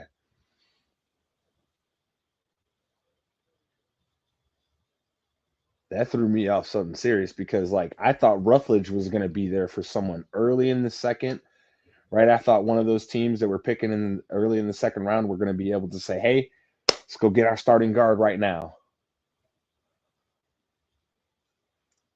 So Miami has to be going receiver here. Okay, so right. Let me look at the board real quick.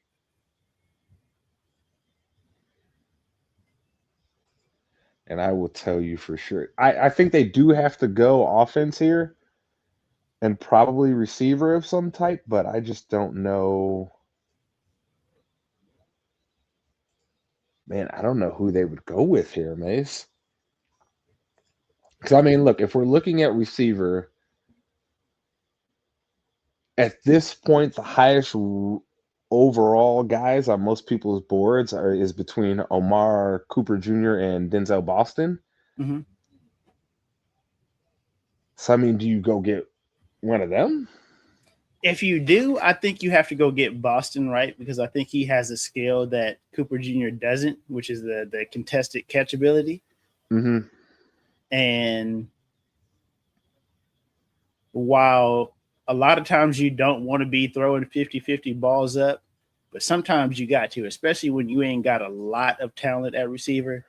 Mm-hmm. Sometimes you just got to, hey, bro, my guy's better than yours at this specific skill. I need him to win. Man, I just don't know for sure what they're gonna do right now. That's because, I mean, if you look at the big board, right, on PFF, everybody in the top 20 except for CJ Allen and McCoy are gone. Yeah. Huh. Yeah, I think the whoever Dolphins Miami picks, I think they jumped Kansas City to get him. Possibly. I think I think Kansas City is hoping that Boston falls to them because of what you were talking about with his contested catchability. I think they're hoping that because when you look at their receivers right now, none of them are really that go up and go get it guy. I mean, Rashid Rice is a go over the middle guy for you, right? Like, he's going to do that. He's going to make those hard catches for you, but he's not oh, dog, you just throw it up here to me and I'm going to go up and go get this ball for you. Just give me a chance.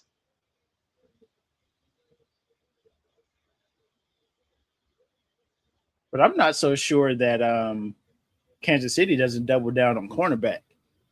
Like, it makes the most sense, especially if you're thinking you're getting absolutely nothing from Pat Mahomes next season, and your team is going to be picking early next year. So if you go corner, where do you go? Avion Terrell? No, I go Colton Hood.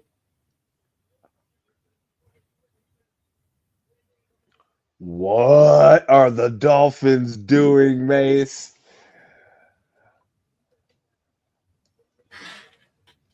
Yes, bro. Yes. The right player popped up on your screen. Bro, what?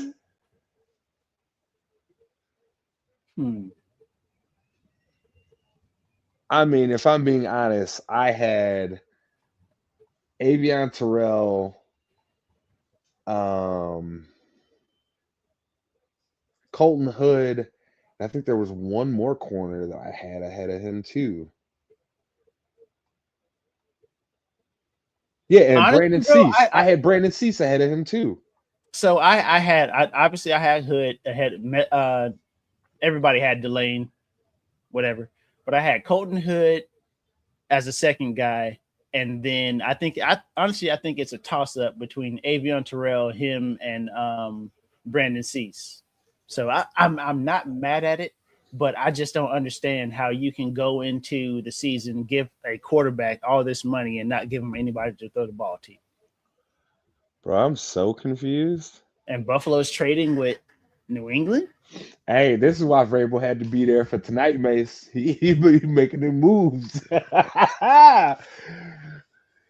Hey, he gonna mess around and trade all them day 3 picks and be like, "Hey, players, everybody got a day off. Take Saturday off."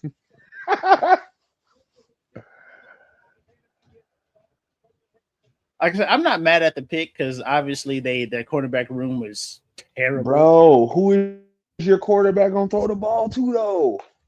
Exactly. That's maybe they're still looking at the free agent market and just saying they're gonna get by with some guys. I don't know.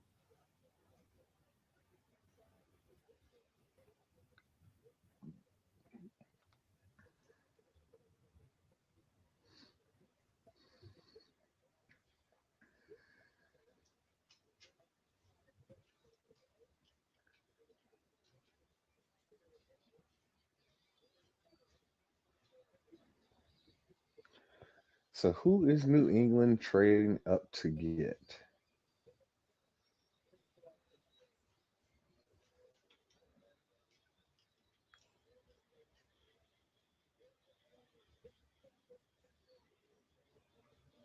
Nah, that's a smart pick.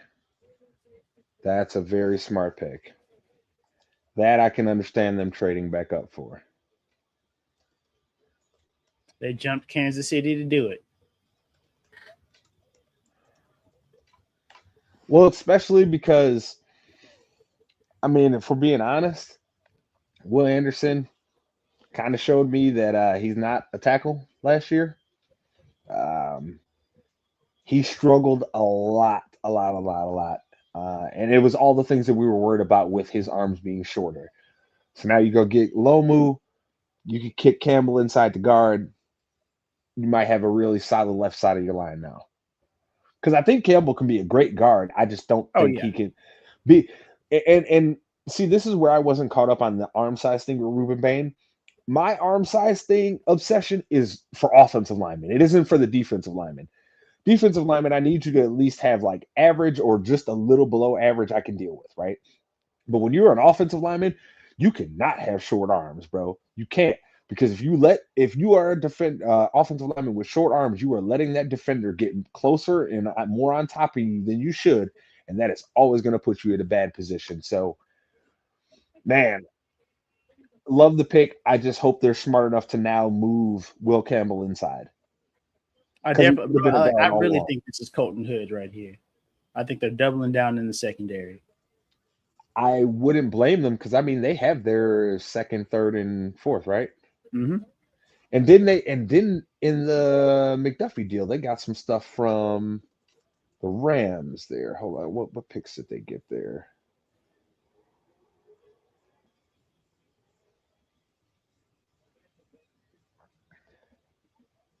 Okay, so now it's like a fifth and a sixth. Okay. Yeah, I very much feel that this is Colton Hood, maybe Avion Terrell, Brandon Cease. One of them three. It has to be.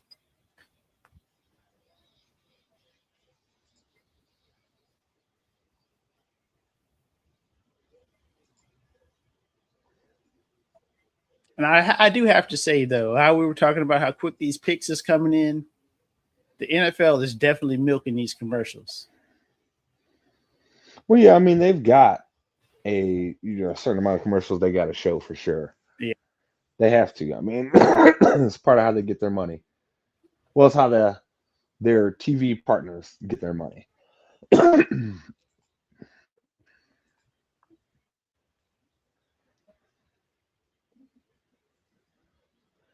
And I gotta say, Mace, we went from not having a whole lot of speed last year to within 2 moves in our safety room. We got a lot more speed in our secondary right now. A lot. Like, don't get me wrong, Byard was great for us last year. I wish him nothing but the best in New England with Mike Vrabel there. But brother, watching it was the bane of my existence watching Byard or CJ Gardner Johnson in man coverage, because them niggas, they would be in good position at the start, but boy, within 5 yards, like when we had CJ Gardner Watson, like, brother, we gonna have CJ Gardner Johnson guarding a fastest player. That's crazy work. So I'm glad we will not be back in that situation this year. I think Ryan Poles has done it again. I'm very excited now, Mace, to see what he's going to do with these 2 second-round picks. Not going to lie, would love to see him trade back in at like 32 and be like, let's go get Cade McDonald right now while we got a chance. Make sure don't nobody else get a happy idea and snatch him up. And then I'd be feeling great, especially if you were able to still hold on to one of your second-round picks and doing it.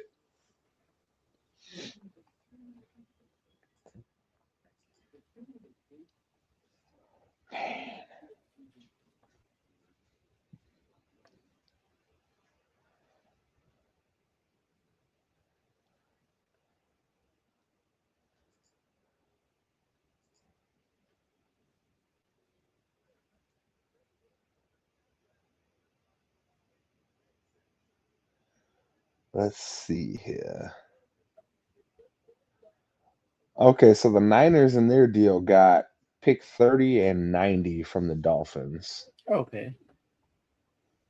And let's see if I can get some other ones here. So the Bills got 31 and 125 from New England.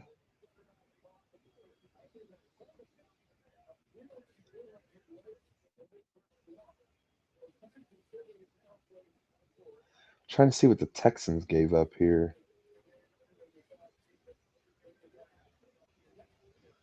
Okay, so the Texans got 26 and 91. The Bills got 28, 69, and 167. This is all according to Adam Schefter.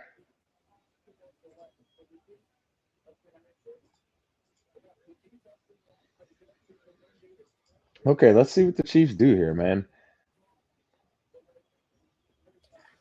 Denzel Boston or Colton Hood, it has to be, right? You would think.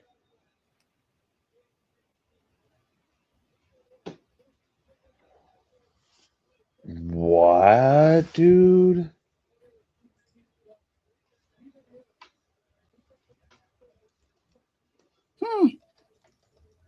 Didn't expect that one.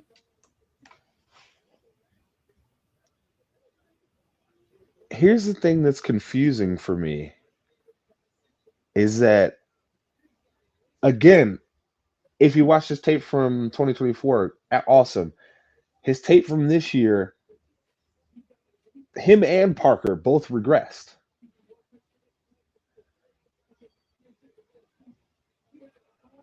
I don't know, man. That's a weird one to me.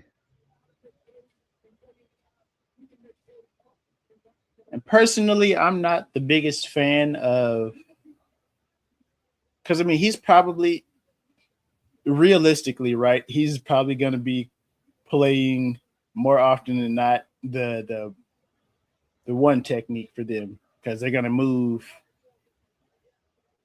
They're going to be moving. Names are eluding me tonight. Chris Jones, you talking about? Yeah, they're going to be moving him around, right? So I don't feel too confident about a DT under 300 pounds being my one technique. This isn't This isn't Aaron Donald. And again, this is coming back to what I was talking about when I wanted when we discussed this before the draft started. Why I wanted the Bears to go Kane McDonald over him is part of the reason. He's an undersized defensive tackle, dog. Look, you have to be a very special talent to be an undersized defensive tackle.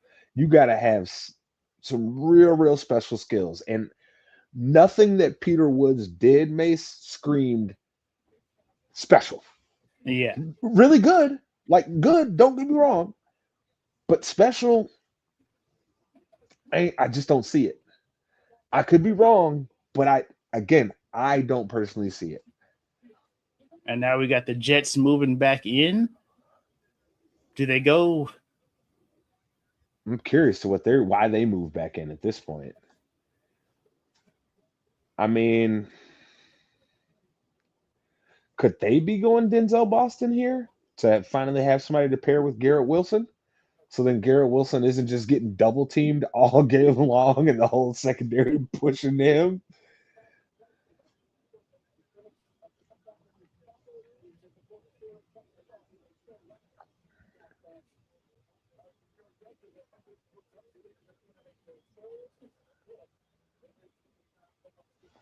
Let's see. I'm very curious to see what the Jets are doing here because so far they've been all right in this draft. Yeah.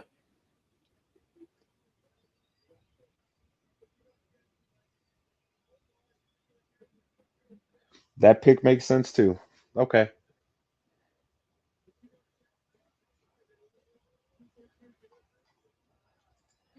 That makes sense. That makes absolute sense. Same thought process that we were just talking about, right? Which is, hey, we need somebody else to catch the ball, guys.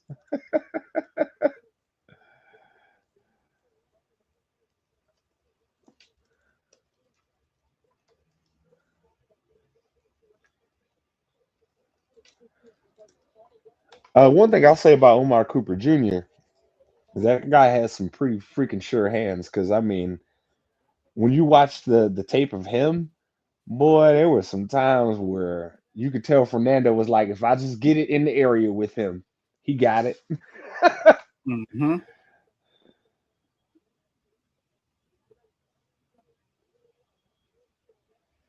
Okay, so San Francisco got the first pick in the second round and 90 and 179. Interesting. They got a lot, if you want to be honest with you. To move back that area, that's a lot. That's a lot. All right, now Buffalo, don't you think, I mean, obviously you think they need a defensive playmaker here, and nobody thought McNeil Warren would fall this far. This seems like the right spot right here. I could see McNeil Warren here. I could also see them going wide receiver and saying, hey guys, we need a wide receiver because the guys that we have on our team right now are not very great. So I could see that. I just I don't know what you do here if you're Buffalo.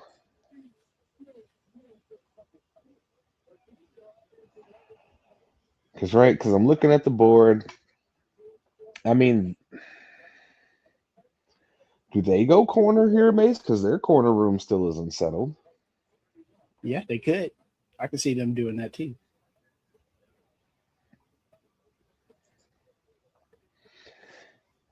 Yeah, I don't know, man.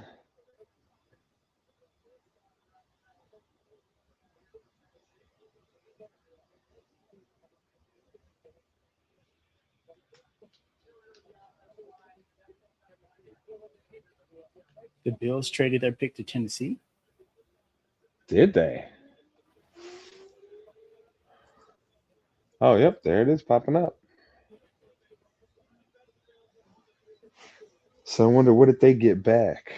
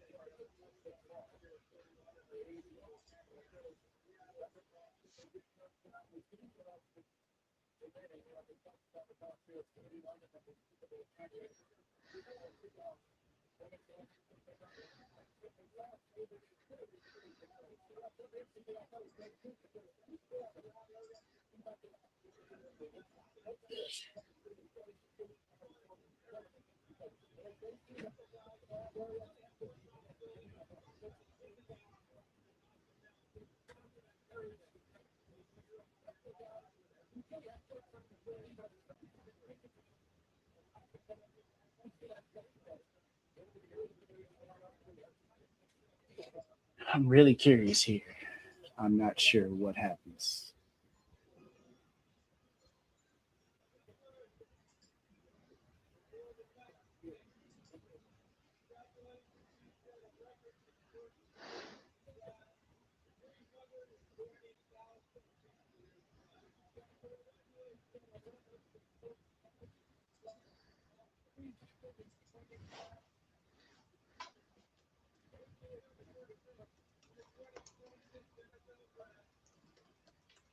Do they pick Keldrick Falk here?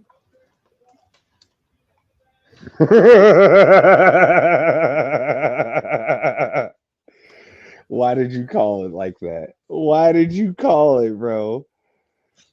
That's crazy talk. So the Titans were the ones that fell for it, huh? Yep. They fell for the trick bag. Bruh.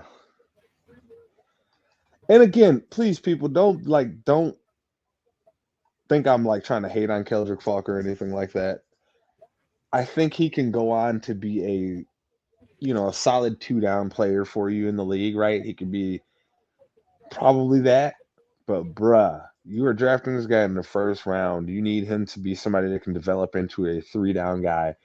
And let me tell you something. I don't see him turning into a 3-down guy. I just don't see it. I see him being them in the run game, right? But I figure with the first round pick, right? Don't you want to get somebody that's going to give you some plus in the pass game too? I just don't see it with him. It's the same concept that I've been throwing around with CJ Allen as a linebacker.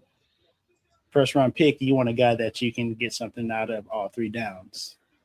And again, there's a lot to look at Keldrick Falk and say he's got a high ceiling, right? I can understand how you can talk yourself into it. He's 6'6", 285. He's only 20. He was good. He did good at the combine, right? I can understand how you can talk yourself into it. Should you have let yourself talk yourself into it? Absolutely not. Absolutely not. You should have decided to move on and get somebody else. But good for him though, right? You know me, I'm never one to hate on the players for them getting drafted. I just think that it's kind of a strange move for the Titans. What if you're going to move back up into this draft, Mase? Right? Why are you not doing something to help Cam Ward out again? Exactly. I would have went out and potentially got another receiver. Why not go get Denzel Boston right here? Yeah, like he has a complete different skill set than Carnell Tate, so it's not like they clash at all. And I don't understand too how Keldrick Falk makes your defense that much better right now when you already have Jeffrey Simmons and what's his name on the inside, Mace? What's the other D tackle's name? Um, Jesus Christ, how did I forget his name? It was just in my head too, right as we were talking about it. Hold on, let me see. I'll look it up. I got it. Because I cannot remember what his name is to save my life.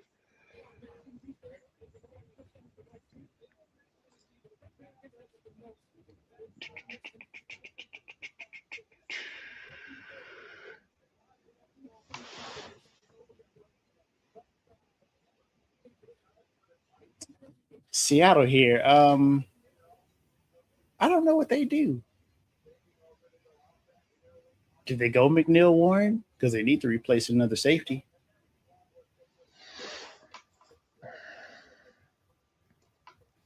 Can they hit gold again with another safety? It would be crazy, but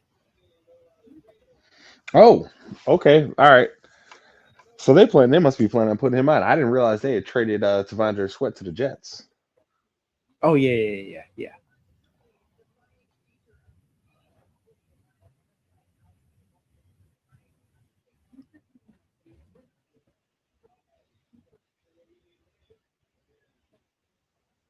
Interesting.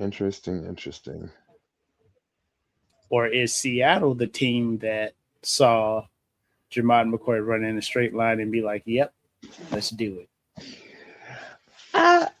I feel like McDonald seems more like a Hood or a Terrell guy. Seems like that's more how he likes his corner. I think more so Hood, just based off the physicals. But I think that those guys are a little bit more along the lines of what he seems to like at corner. Or do you think they go with a receiver right here because teams are going to start doing everything they can to keep the ball out of Njigba's hands? I don't think they're in love with any of these. I don't think they're in love with any of these guys like that.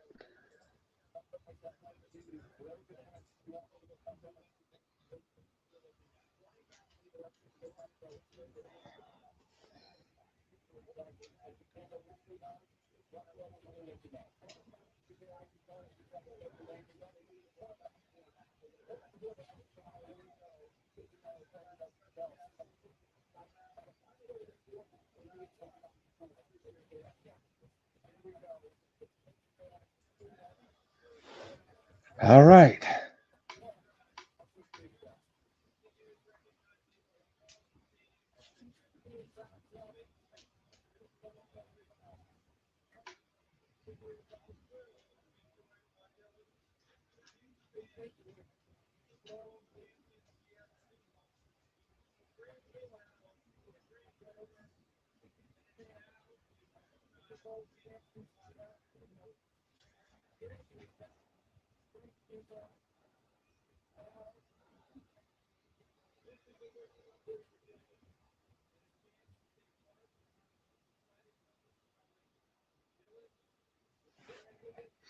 All right, Dylan, go ahead, brother. You survived cancer 2 times. Go ahead and announce that pick.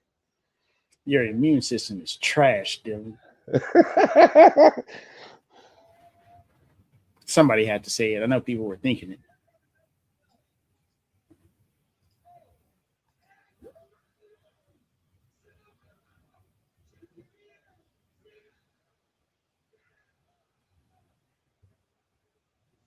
My man yelling in the mic, bro. He need to calm down a little bit.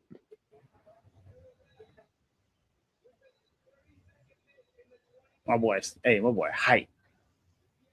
I ain't even mad at it, bro. My team won the Super Bowl, bro, and I get to be on TV.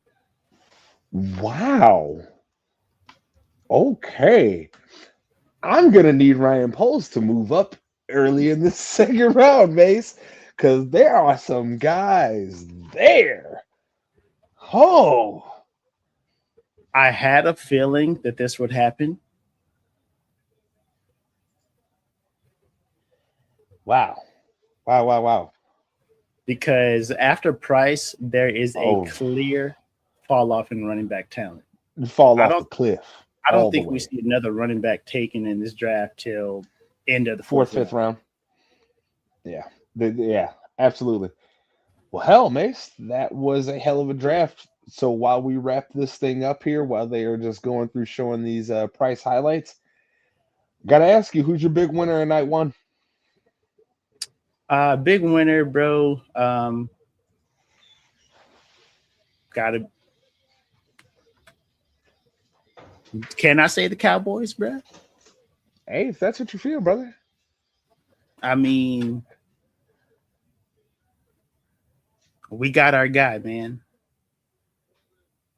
Not mad at that. For me,